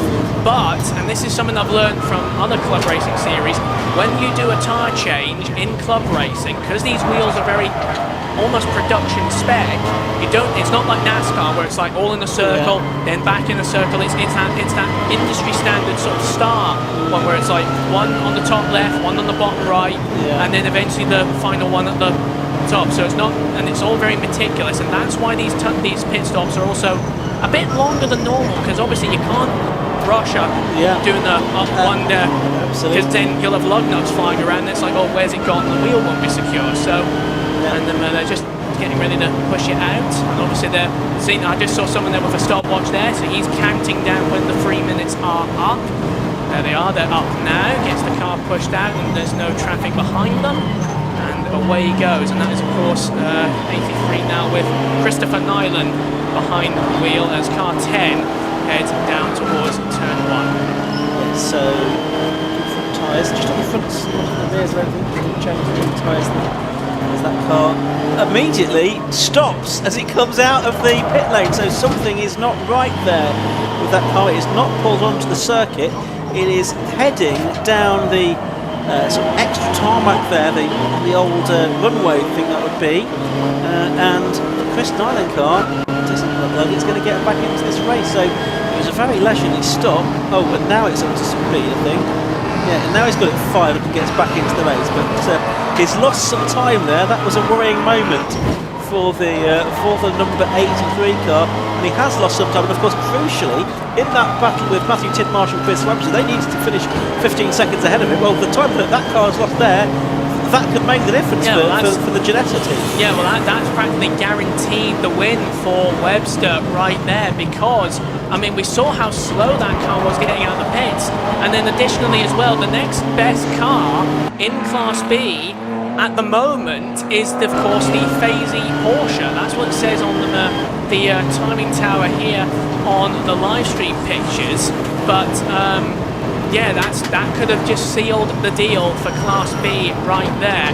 And also potentially as well, it might have also set the stage potentially for a very, very dramatic championship season, because as we were talking about earlier, the cars in Class B and C are the ones more liable to score championship guaranteeing points, depending on how many good results they get compared to the overall Class A cars. I mean, it's a bit like a game of darts, really, as my analogy, in that you have to throw in, if you can get as many darts in the sort of scoring bit as possible, that helps guarantee who wins, and that's what it's like with this. So as long as you keep scoring well in these classes, then you are on run for a championship, and that's what could happen here with car number 8, as we see 83 going really hell for leather through Clervaux. I really thought he was going to go in a rally crossing there for a brief moment, but Chris Nyland, really, I'll bet he's kicking himself there. That's a driver who is just trying to work his frustrations out by driving the car on the ragged edge, because he knows he's fluffed up that stop. It was a brilliantly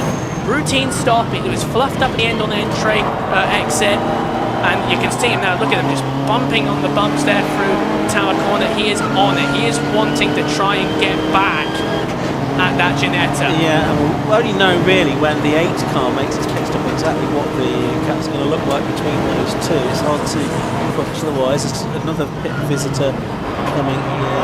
Is that 4 car? It's been in and out many times, and it's not been going particularly quickly at any stage of those. And also in is the number 10 car. That's the Rob Fennick and Andrew Shepherd BMW M2, and that also has recently been in receipt of a 5-second penalty for exceeding track limits as well. So that's another one. There's quite a few of those now that have had 5-second penalties, and we've got 15 seconds now for the 8 car as well. So we are 44 minutes or so away from the end of this Tagiwa Club Enduro Championship race here at Croft Circuit. Class A being led by Scott Parkin, leading the overall race as well from the second place car. That's the 23 car, which is just actually coming into the hairpin, which is that of Spirelli and Simon Mason. And the lap down is the car actually in the pit lane as well now. The 111 car's in for the second stop, the Lawson Blackie purple BMW. Then Class B being led by Tidmarsh and Webster. Fazy will be up to second place in Class B now, with that stop having been made by the Pittsgill Nyland combination. And then Class C, at the moment, that's actually being led by the Senna Osmond Jody Hals BMW 30, but in large part that's because the 3 quickest teams within that class have made multiple stops. They've made 2 stops, or in the process of making 2 stops, whereas the first 2 in the class. There is the 111 car in the pit lane. Yeah, a bit of work being done from the company, getting ready to push the car back out into the pit lane as soon as the 3 minutes are up in this pit stop. Yeah, that car definitely isn't the sort of BMW you see from the factory showroom there, with that amount of ducting and stuff on the front. As one very, very modified car. And you can see one mechanic there just moving some chocks from the back wheels just to make sure the car doesn't roll off. Everyone there with at least 2 people with their iPhones on stopwatch mode. Counting down, there we go, another safe pushback. We see the number 4 NJM car, the Cupra Cup car in the background. There's the penalty area. Just noticed that's set up. No one's gone into it, thankfully, as of yet. Touch wood, cross fingers, turn around, tuck around, etc. As we go back to the on-track actions, we see second place heading through. That's the Balin and Mason Sayat, or Cupra, I should say, one of the many Gen 1 TCRs. And it's amazing the sort of angles we get here in these broadcasts. I just love this camera angle here at the pit straight. You just see the pure speed of these cars. There's a couple more of the TCR cars heading through.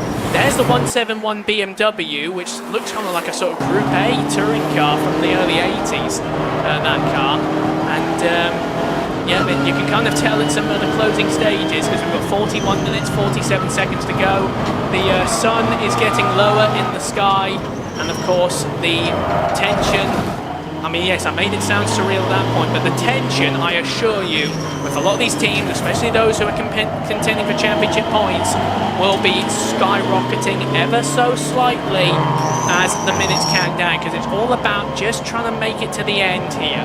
Because, I mean, yes, there's still 41 minutes to go, anything can still happen, but right now I think the mindset is consistency. Just make it to the end, make sure nothing bad happens. 89 car, the race leader Scott Parkin is into the pits for his second and hopefully final stop of this race. So Scott Parkin into the pit lane. We'll see if we pick up on him in the moment in that Darkside Developments Audi.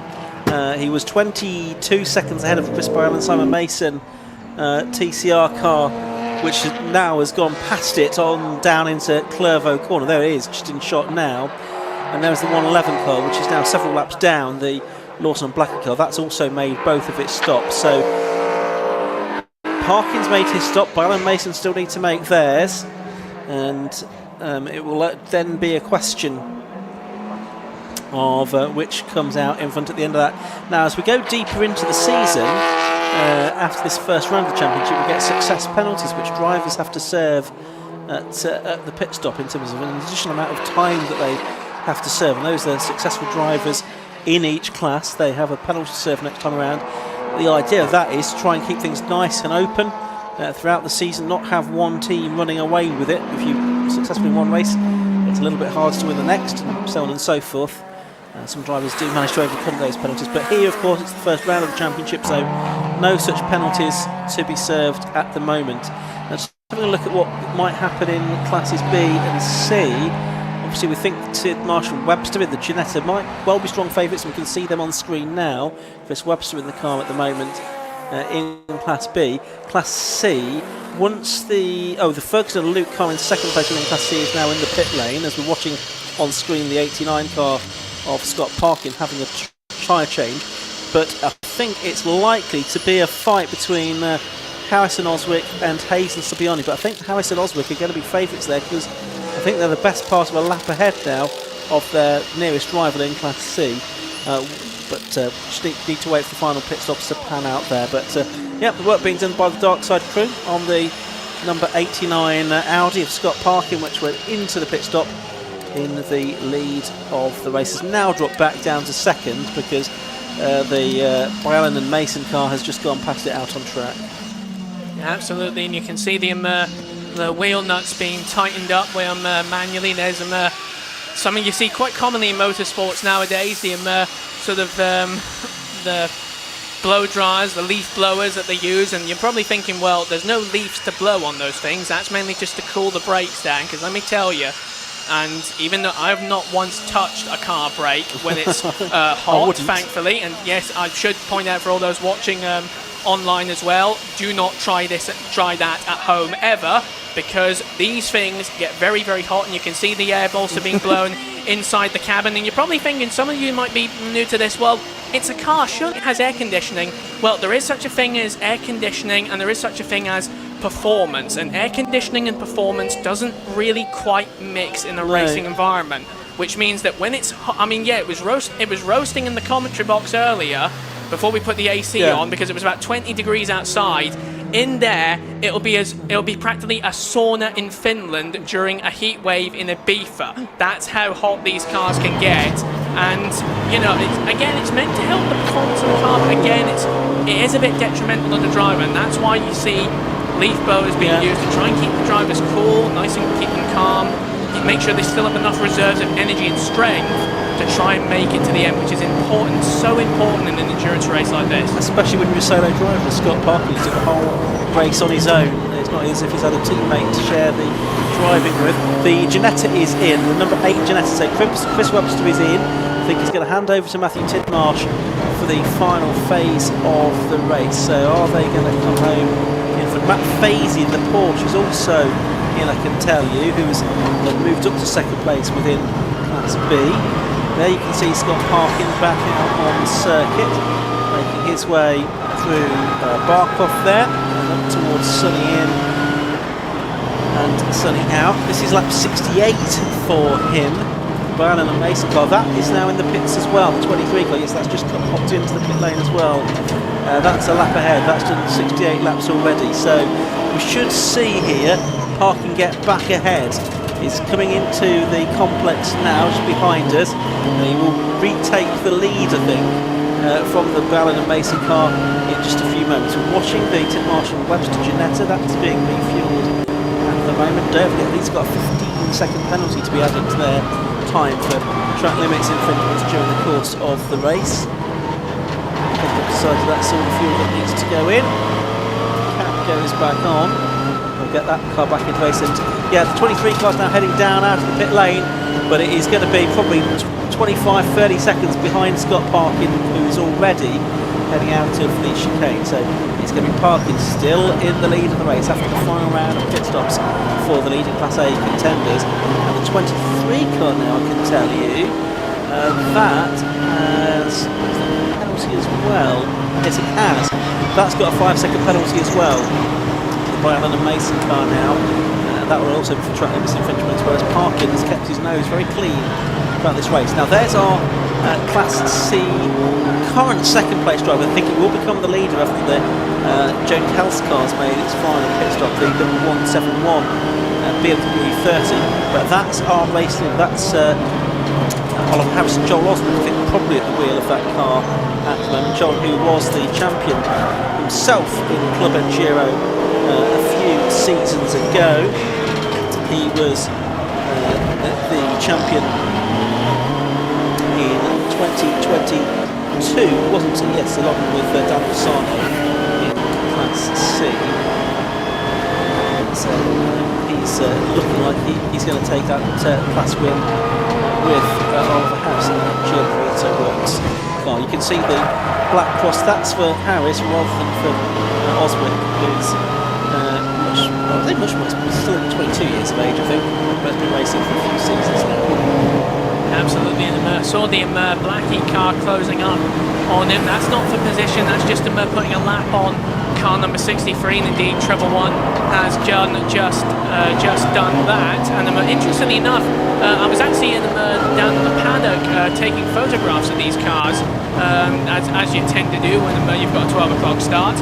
And couldn't help noticing the team was discussing for the 63 car that they had to make some repairs because that car had a bit of an interesting excursion on Friday testing. They actually sort of messed up the paint job a little bit on the right front corner, but they've gotten it back together again. That car looks absolutely resplendent. Very distinctive car as well, that 63, because it's a black BMW but with 2 red doors on it, which I think it looks very, very stylish. Some people might think it's a bit weird, but hey, I like the mixture of colour schemes, and it just makes the car stand out. It works for you, that's a good thing. Right, so the Tim Marshall Webster car is back out, and it is still leading Class B.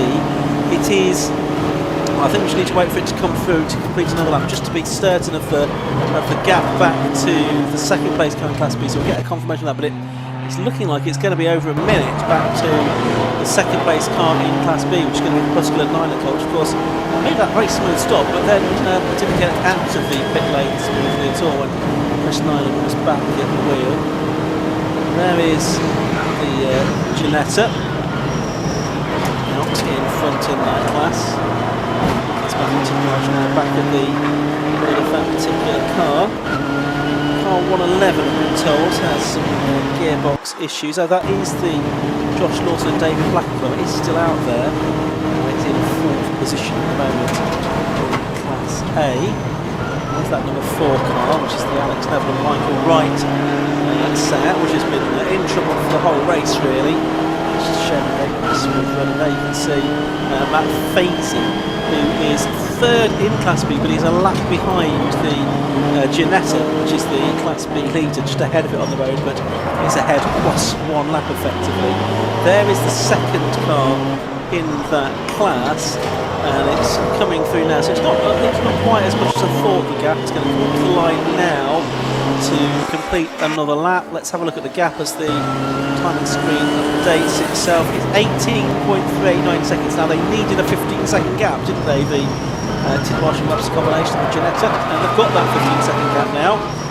Is it going to stay that way? That's the question. Yeah, it does look very marginal though, especially when you consider that Chris Nyland, again, even now, is still, to my eyes, still driving the wheels and lug nuts off that 83 machine, because we saw how, you know, it bogged down out of the pit lane, and of course 18 seconds might sound like a lot, but if this car can find an extra 3 seconds and maybe even 4 seconds, or at least 3.5 seconds of time on that Ginetta, and we've got just over 31 minutes remaining, then this car could still win the class in Class B because of that 15-second penalty.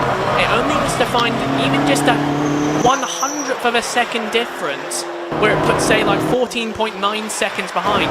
That's all that has to be found for the result to be overturned, because on the road, yes, the Ginetta's in front, but if that gap goes down on the timing sheets and the officials take over, then we could see a major difference. Let's have a look at the lap time that Tim Marsh have just been into 1:33.674 that time. Let's see what lap time Chris Nyland does here. Here he comes out of the hairpin in the Honda, and that time's a 1:32.725, so it's nearly a second faster. So the gap's down to 17.4, and if he keeps that up for the rest of the race, it's going to get very interesting between those two Class B contenders, with that 15-second penalty. So we add to the time of Matthew Tidmarsh and Chris Webster in their Ginetta. Effectively then, the gap between them is only 2.4 seconds, not 17.4 seconds. Into the final half hour of the race now here at Croft, and the majority of the drivers have now made 2 stops, including the 88 car, which has just gone into the pits. That's the car of Joe Williams in his Cooper TCR, the mechanic from Webster. I know that the scrutineers have just been keeping on another car that's just come into the pit lane. Actually, that's the number 44 car, the Alok Yenko and Ben Williams car. That was the car with the damaged suspension earlier on, and that's now back out on circuit, but there's some loose bodywork on that we're keeping an eye on. I think Alok Yenko, having taken over at the wheel of that car, the 39-year-old from Vista is based these days, but came over to the UK so we could do a bit more racing. Started out in RMR2s, did what was from the Jedi, now F1000. It's his second season in Club Enduro, and he's got an Italian wife who has the surname Ferrari, but no relation to the famous Ferrari family, which is probably a bit of a disappointment, but it's a pretty cool story anyway. Yeah, well, it's a surname that has the Ferrari spelling and the Ferrari pronunciation. That's got to mean something. Exactly, it doesn't matter who it is. But he's driving a Cooper, not Ferrari. Anyway, there's the race leader. There is the car that is second in Class B, and the gap has gone out again that time. It was a slower lap from Potskill and Nyland, so it's gone back out to 19.8 seconds. Went out by 2 seconds that time, so that's good news for the Flying Tangerine Motorsport crew of Matthew Tidmarsh and Chris Webster. Pit lane visitor here as well. This is the 88 machine Joe Williams Cupra. Yeah, and that's the Williams race team in Valley Motorsport. You can see the garage name on the side of the car. That's Joe's business where he does his work, does his mechanic work. Car gets back out into the race. So the Carter Holland car, number 18, Wilkins Gill and Chris Nyland car is still out there. But one car has just come in, and this is for a third stop for Sam Dennis and Ethan Simmons. So this is an unscheduled stop. It's not gone to the penalty area, so it's not a penalty it's having to serve. It's gone into its sort of position in the pit. So number 1, Sam Dennis and Ethan Simmons car, which I think last year was untroubled throughout the whole season. I think it finished every race in first position within class. It looks like it might have a mechanical issue here that's going to be a setback at the start of the 2025 season. Well, maybe it is a scheduled stop because they're putting fuel in. It is a third stop though for that Chris. There may be a sort of second stop in between that was an unscheduled one, if you like. It was a scheduled one. I think maybe that second stop that what you referred to was the one where they had to fix up the suspension on the car, because Kieran was saying that they were fixing up the suspension on that machine. Obviously, it's a more routine stop now, and by the looks of it, they're going to be changing tyres again. And again, this is another front-wheel drive car that's getting through its front tyres much more rapidly than the rear tyres. But then that's to be expected with a car like that, because it's got. And there's problems for the number 111 by the looks of it. It just got out of the way there of the leading Audi, although that might have been just a battle for traffic there. Well, we know that Kieran reported earlier on that car was having gearbox issues, so maybe that car, which is showing in third place on the timing coming screen, from it. Yeah, there's some telltale signs there that it's not going to be making it to the end of this race. We'll see if that comes into the pits at the end of this lap, which is such a shame. It's the final 20 odd minutes of this race if that's not going to make it to the end. Yeah, that's pretty turbulent now. Yes, it's looking getting worse, isn't it? So is that a wheel? It's coming off the brakes, possibly, is it? It's not going into the pit lane, so maybe the driver not aware of the problem, but it's certainly not going to go to the end. So I don't think that's the gearbox issue. It's a different issue now that car has. Still continuing on, and that is. Yeah, it's just trying to work out from that shot what the issue might be, but anyway, it's continuing for the moment. That lap that it just completed was a 1:33, so about 6 seconds off what that car is capable of. We'll keep a watching brief on that one. That could promote the 88 car of Joe Williams into the podium positions for Class A if that doesn't make it to the end. There's a little way behind, still to get up to speed after his pit stop. We want to continue the 171 car that was on the timing screens ahead of Class C, the Senna Osman JD House E325 E30. That's now in the pit lane to make its second scheduled stop, so that should allow the Oliver Harris Joel Oswald car back into the lead of Class C as we go into the final 25 minutes. Yeah, I think there's definitely something wrong with the left rear corner of that Treble 1 car, because I noticed as it came out of Tower Corner, the left rear almost looked like it was wobbling. I'm not so sure that was a trick of the light, but there was a lot of smoke coming off of it. It looked like there was traces, or there appeared to be traces of rubber from that wheel. And I'm not so sure that was actually from the tyre itself, or it was just the marbles on the outside of the road. But the car also went to the right-hand side of the road. It's very wide actually on the right-hand side of the road to the approach of Tower Corner, and that was actually when it was being passed by the 83 Honda, and it's still smoking from the left rear. You can see it there. I'm not so sure, is that tyre rub or is that? I mean, yes, we know it has a gearbox problem, but that doesn't appear to be a gearbox issue. It's not. It could well be, as I say, has he on the bodywork. That lap was at 1:42, so another sort of 10 seconds slower than the previous lap. So clearly a problem, but still the driver hasn't come into the pits. So maybe they're just trying to nurse the problem home. Just hearing that car is going to come in next time around, so I imagine the team's been on the radio and signaling frantically to the driver, let's get the car back in so we can see if we can do anything about this problem that the car has at the moment. But it is coming in at the end of this lap, we're told. We'll wait and see if that is the case.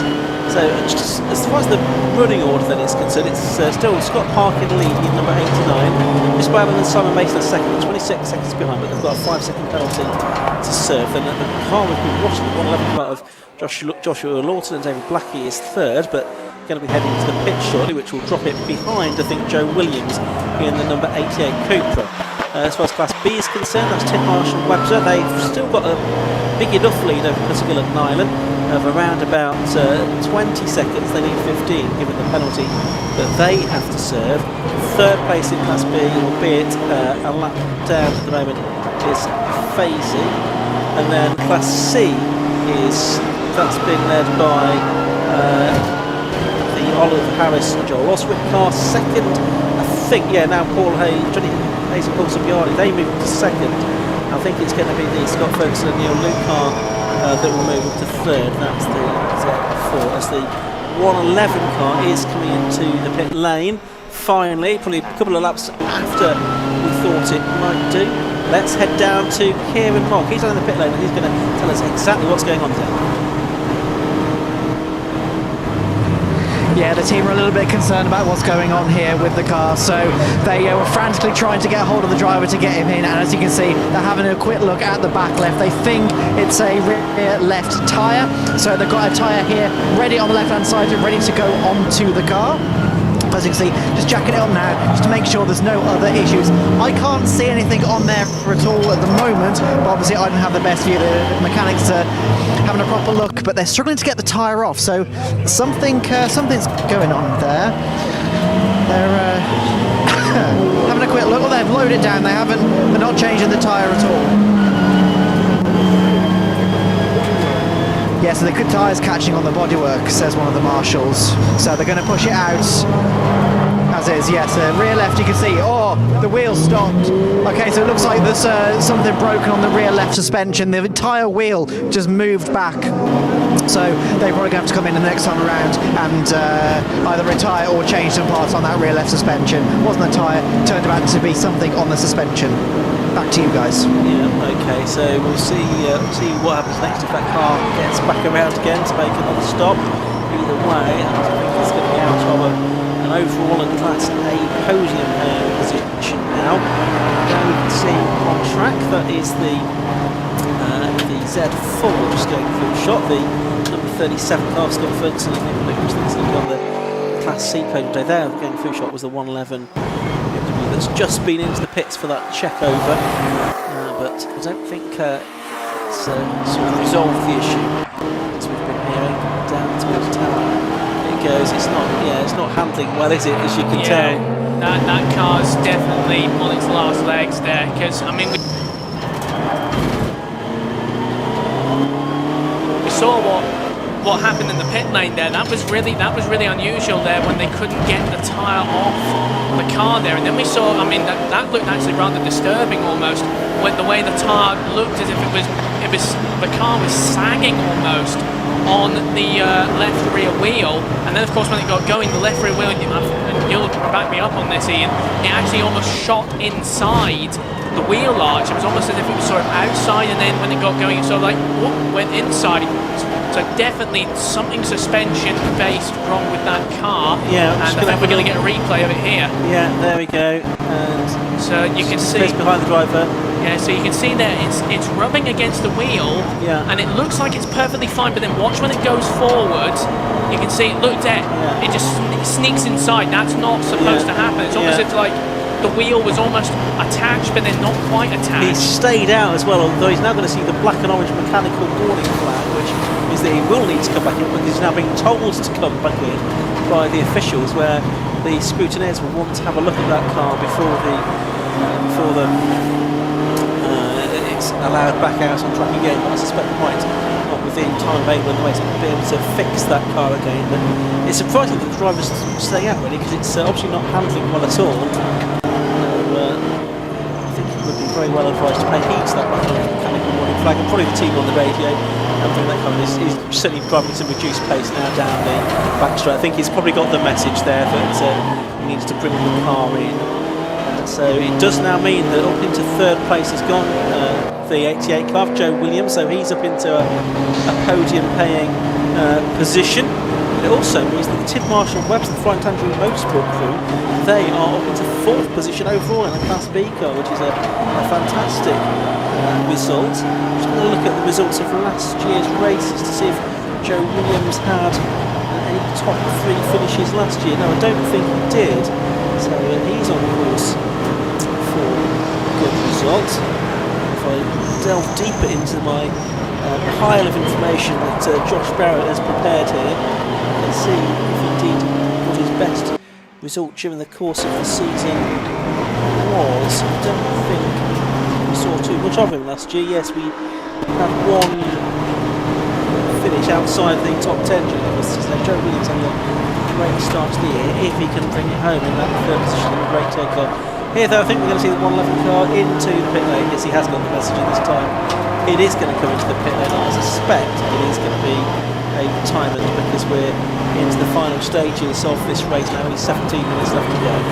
Yeah, that is a real shame there for that team, because they were so strong pretty much all through the race. We've seen how strong that car has been, but you know, that's just one of the things about endurance racing. When it bites you, it really bites hard, like you wouldn't believe.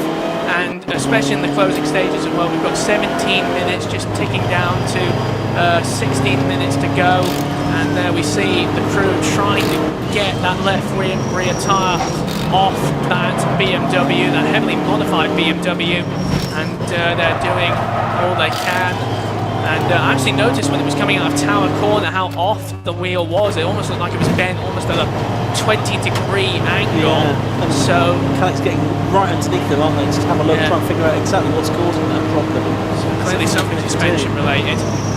So big dramas here. But also I've noticed speaking of class battles earlier, in Class B, which is one of the real centres of attention, the Webster and number 8 car, that's the Tidmarsh and Webster Ginetta, now has a 21-second cushion over their rivals in the Nyland and Puttingham Honda, number 83, which, correcting for timing and scoring with the penalty of 15 seconds, means they have a net gap of about 6 to 7 seconds, if not slightly more, over that Honda, which means as long as nothing bad happens, we've got 15 minutes to go, as long as they just keep it nice and tidy, we could see a Ginetta take Class B, but it's still a long way to go, and as we've seen here, anything can happen in the final stages. The one thing they don't want is a safety car, because that would close the field back up again, and it would mean that gap was reduced. But yeah, the Tidmarsh and Upscars, a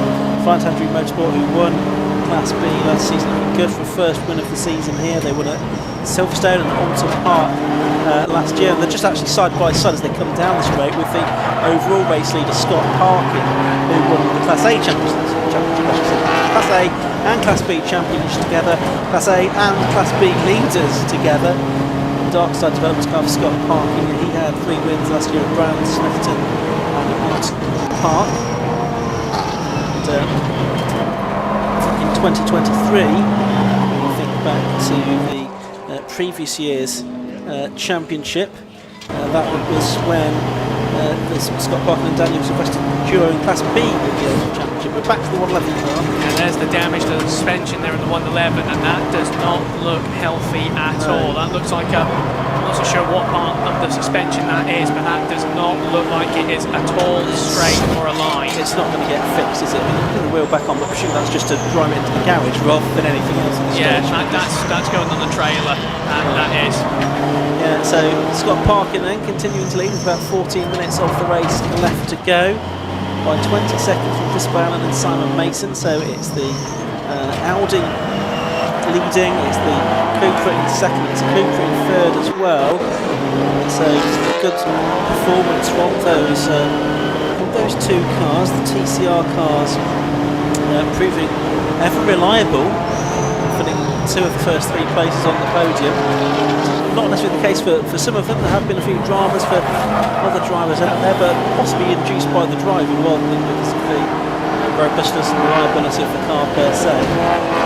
Tidmarsh and Webster, they've just come through as well to complete their 80th lap. Parkin's now completed 83 laps, so 3 laps between the Class A and the Class B leader here. The Class C leader just about to go across the line as well, I can tell you, which is in fact has done so on Harris and Joel Westbrook. They are 7 laps behind the leader, so quite a differential performance among the different classes, but some very competitive performances for drivers.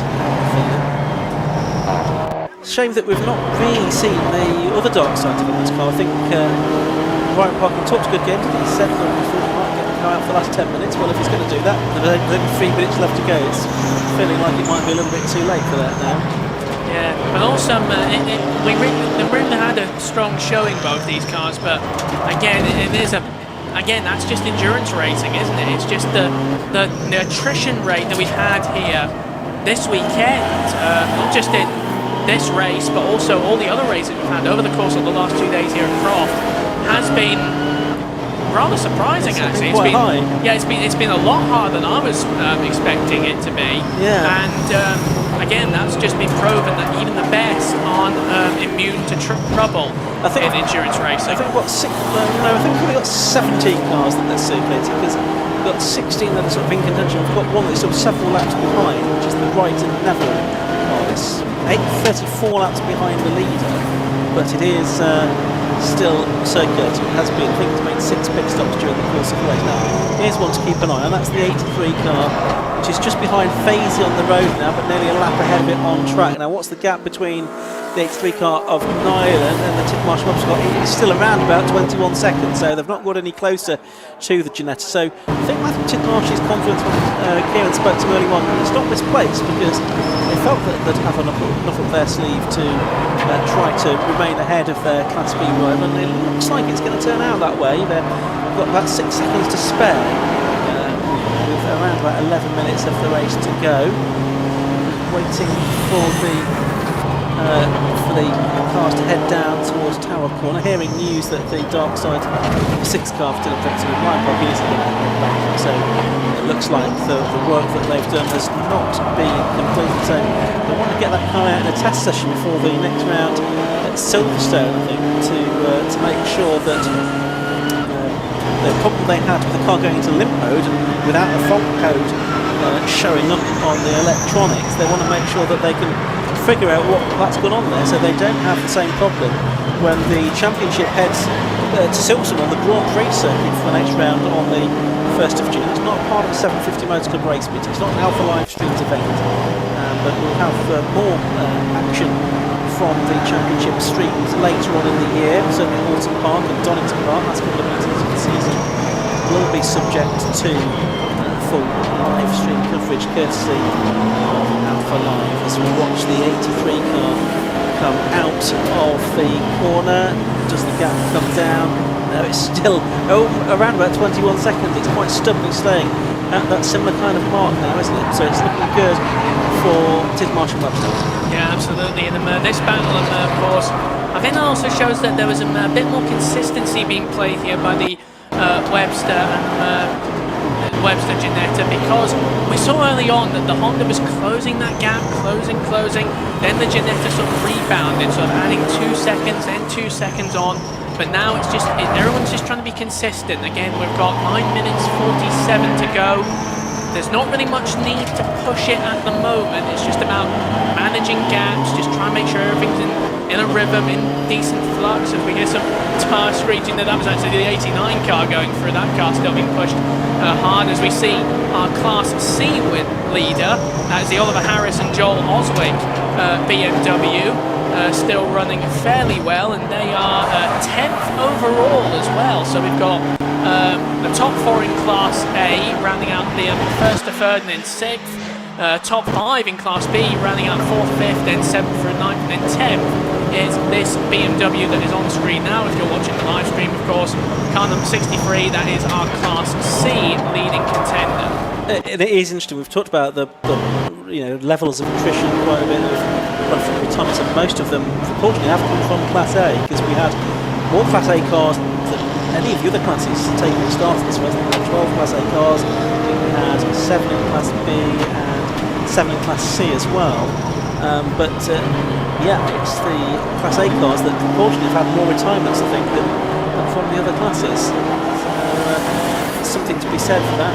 As we said, reliability and consistency is important in the TDI Club Enduro Championship. You can drop a worse score at the end of the season. Just one score, I think, will be dropped out of 6 that count, that take part. You only count 5 of them. So you can sort of afford one home finish, but beyond that, it makes things a bit more challenging for the championship. There's 5 more races at Silverstone. The beginning of June, 1st of June is the next round. 2-hour race there. 2-hour race at Anglesey on the 6th of July. And then in August it's Snetterton on the 300 circuit. Alton Park in September, and then Donington Park on the Grand Prix circuit on the 12th of October. The final round of the championship, another 2-hour race. They're all 2 hours now from here, apart from Alton Park, which is slightly short of 100-minute race.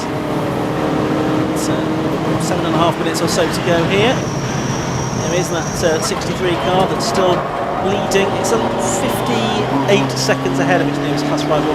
That's 58 seconds plus a penalty that needs to be applied to Johnny Hayes and Paul Sobbiani as well for some track limits infringements. There's several drivers, about 7 or 8 different teams now that have been hit by the track limits penalties during the course of this race. The TSL will add those to the race times at the end of the race and produce the final classification from this race. The 750 Motor Club staff, they'll be working out the points to be awarded and produce the points table, which will be published on the 750 Motor Club website ready for the round of the championship. Official points calculations. But at the moment, it's looking good for Scott Parkin, it's looking good for Tim Marshall Webster, looking good for Harrison Osman. Now, have they all also got the fastest lap within their classes? That's the next thing I'm trying to figure out. It looks like that is the case for Scott Parkin. Is it the case for Tim Marshall Webster? They're faster than their main contenders in Class B and Class C. Yeah, it looks like all of them are going to pick up maximum points. They're going to pick up. Oh no, hold on. Scott Parkin was beaten to the fastest lap point by the Lawson and Blackie BMW that has now retired. So Scott Parkin will have 15 points, and the other two, I think they're going to get 16 points apiece for their efforts. The bonus point for fastest lap there. Yeah, and also, interestingly enough, as we're getting into the closing stages of this race now, with 5 minutes 54 seconds and counting to go. You mentioned earlier, Ian, about the sort of penalty time allocation for these cars at the pit stops, and again, to an extent, and this is also something that also works for like the best scoring cars and teams.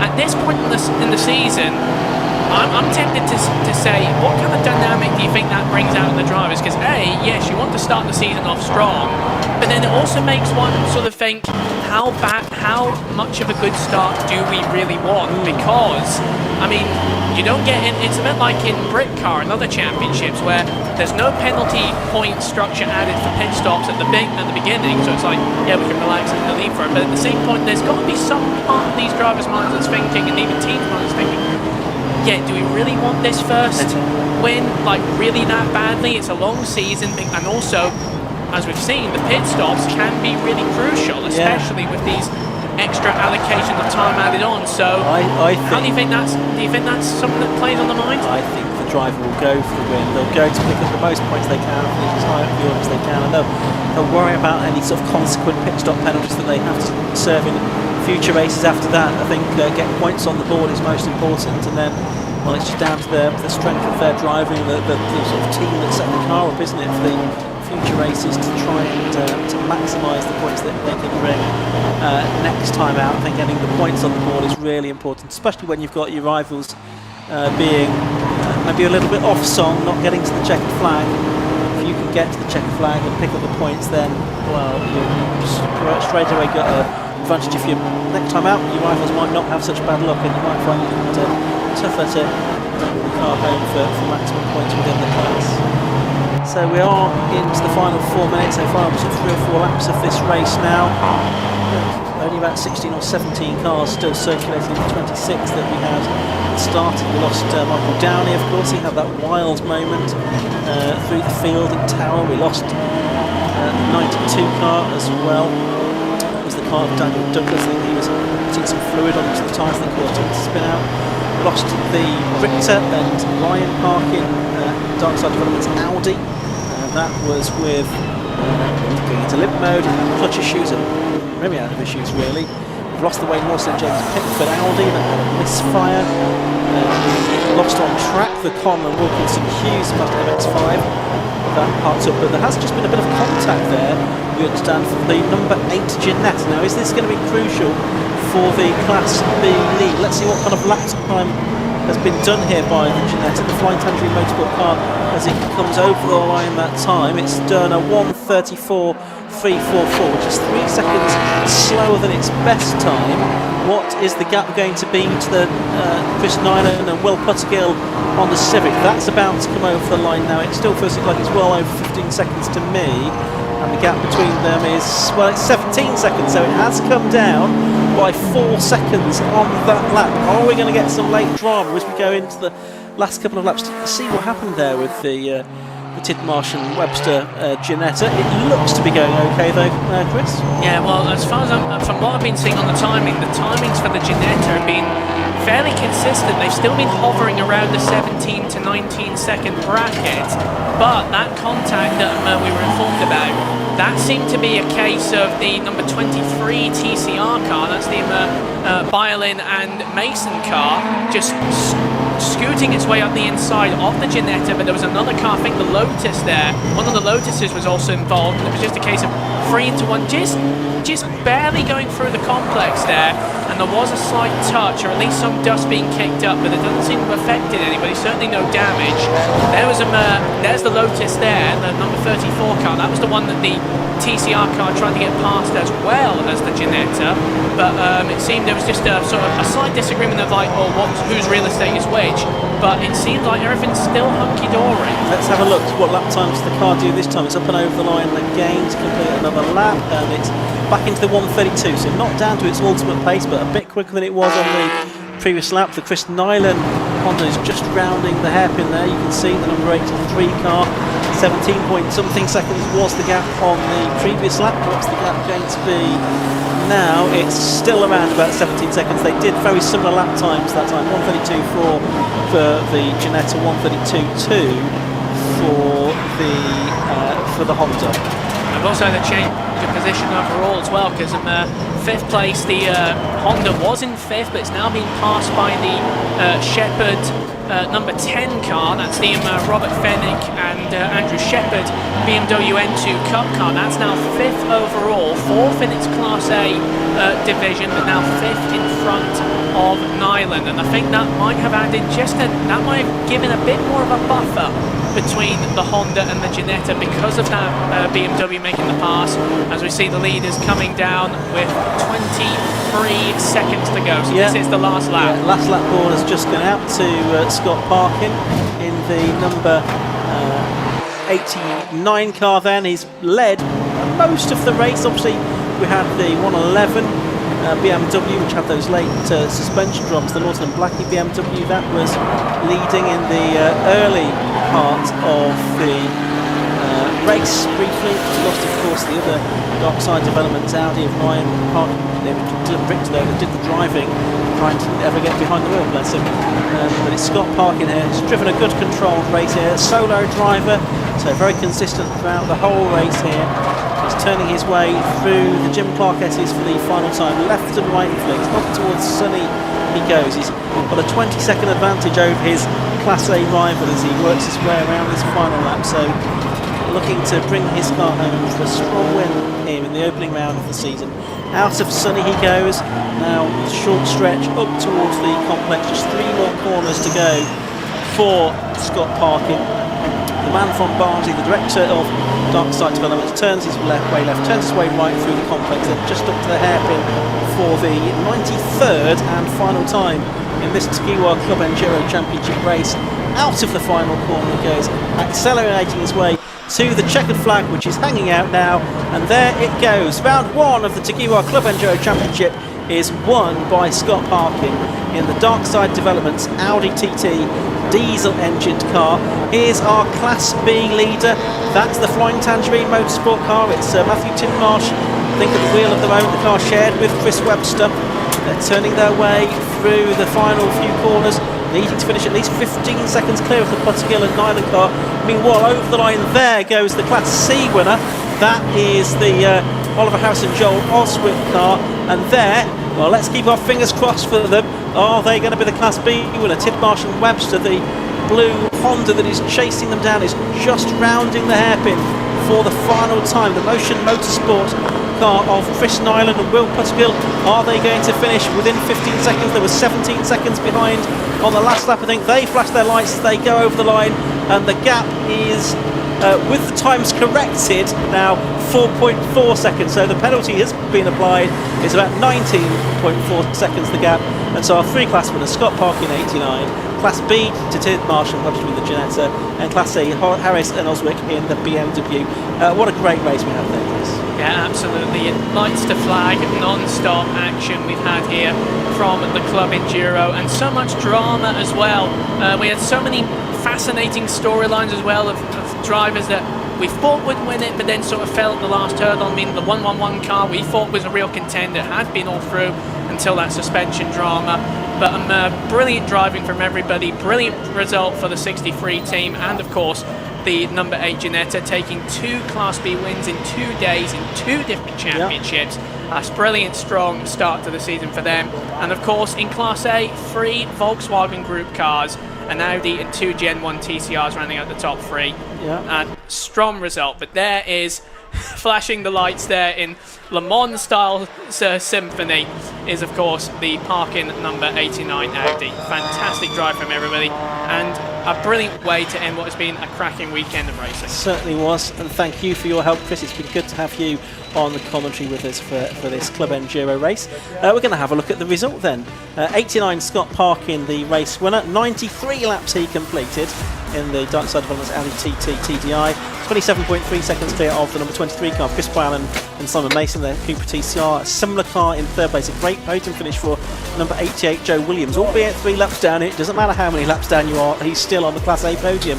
The 8 car won in Class B, was 4th overall. Matthew Tidmarsh and Chris Webster with the Ginetta G40. 3 laps behind the leader, 4.4 seconds ahead of particular Nyland on corrected times. The 83 car was in 5th and 2nd in Class B. Rounding out the top 6 was the number 10 BMW M2 of Rob Fennick and Andrew Shepherd. 3rd place in Class C was the number 13 car of Matthew Fazy. 8th place went the way of number 34, that was the Ben Brooks and Philip Grayson, Lotus Elise. 9th to number 1, Sam Dennis and Ethan Simmons in the Honda Civic Type R. And then rounding out the top 10, our Class C winner, Oliver Harris and Joel Oswald. Great performance from Oliver on his first race as a 16-year-old in Club Enduro. 11th and 2nd in Class C was first race as a 16-year-old in Club Enduro. 11th and 2nd in Class C was the Hayes and Supiani E36 2.8 Compact, and rounding out an all BMW podium in Class C, the 171 car, Senna Osman and Jody Halson, the E33 25i. Then it was Ferguson and Luke's Z4, actually 4 BMWs of all different kinds in the first 4 places in Class C. Then Henry Salisbury and Olivia Salisbury Honda Civic Type R was 14th. 15th after a few dramas, Alok Yengar and Ben Williams in the Seat Cupra. And I think the rest of them, and some of them still circulating at the end, but certainly the 111 car of Lawson and Blackie, that was in the pits by the end of that race, and a lot of retirements. So my thanks to Chris Hosey, who's been up here in the commentary box with me today. Many thanks to all of the marshals who've done such sterling work today, and all of the other officials of the 750 Motor Club, the rescue crew, the scrutineers, the timekeepers, all of those that work behind the scenes in the Clerk of the Courses office as well to make these race meetings possible. So many thanks to all of them for their hard work behind the scenes to make this race meeting such a success and deliver such an exciting conclusion with that Takiwa Club Enduro Championship race. A reminder that the 750 Motor Club are back here at Croft on the 20th and 21st of September. I think it's the final car race meeting of the season at Croft, so we look forward to bringing that to you. I think the next race meeting is the No Limits Bikes at the end of May here at Croft, so you've got a month to wait for that. 750 Motor Club are next in action at Silverstone in 2 weeks' time. Join us for that on Alpha Live. But for now, from Chris and myself, we'll say goodnight. We'll hand down to Kieran in the pit lane to talk to our successful drivers in Takiwa Club Enduro. With the overall race winner, that was, well, sweaty. Yeah, exactly. Yeah, thank you very much for pointing that out. I hope I ain't dripped on you. So yeah, it was pretty challenging at the start in a nice little battle between me, Josh and Ryan. Well, Dylan, Ryan's car, but Dylan driving, swapping places a little bit. I think it was mainly the traffic that sort of didn't help us out. So, you know, sometimes I gained, sometimes they gained. That's just the way it goes with the multi-class racing. So it's a bit of a shame really to see Josh slow down, and then I'm not quite sure what happened to them. And then Dylan had to retire. They were having a bit of link mode issues, so we're not sure if that's wiring or something like that. I think the clutch might not have been too happy either. So not ideal, but I suppose these things happen, don't they? So I'm just glad that we could at least bring this one home, so the lads have got something to be proud about this weekend. Because yeah, yesterday were not the best. Well, the least said about that, the better, I think. But yeah, so at least we've got one of the cars on the top step. Yeah, 100%. Obviously, bit of a garage of mixed fortunes this weekend and today in general, but obviously ended with the win. Couldn't ask for more in terms of this car for you. Yeah, exactly. If we just look at this race, for me, happy days. But yeah, I'm still worried about everything else while I'm out on the track. So yeah, like I said, bittersweet, but yeah, we're all good. Absolutely. Well, congratulations on the win, and look forward to see you out there next time. Yeah, thanks a lot. Cheers, thank you very much. All right, so we'll head to our Class C winner next, number 63 Harris Oswick car. If we just jump in here, guys, congratulations, what a win.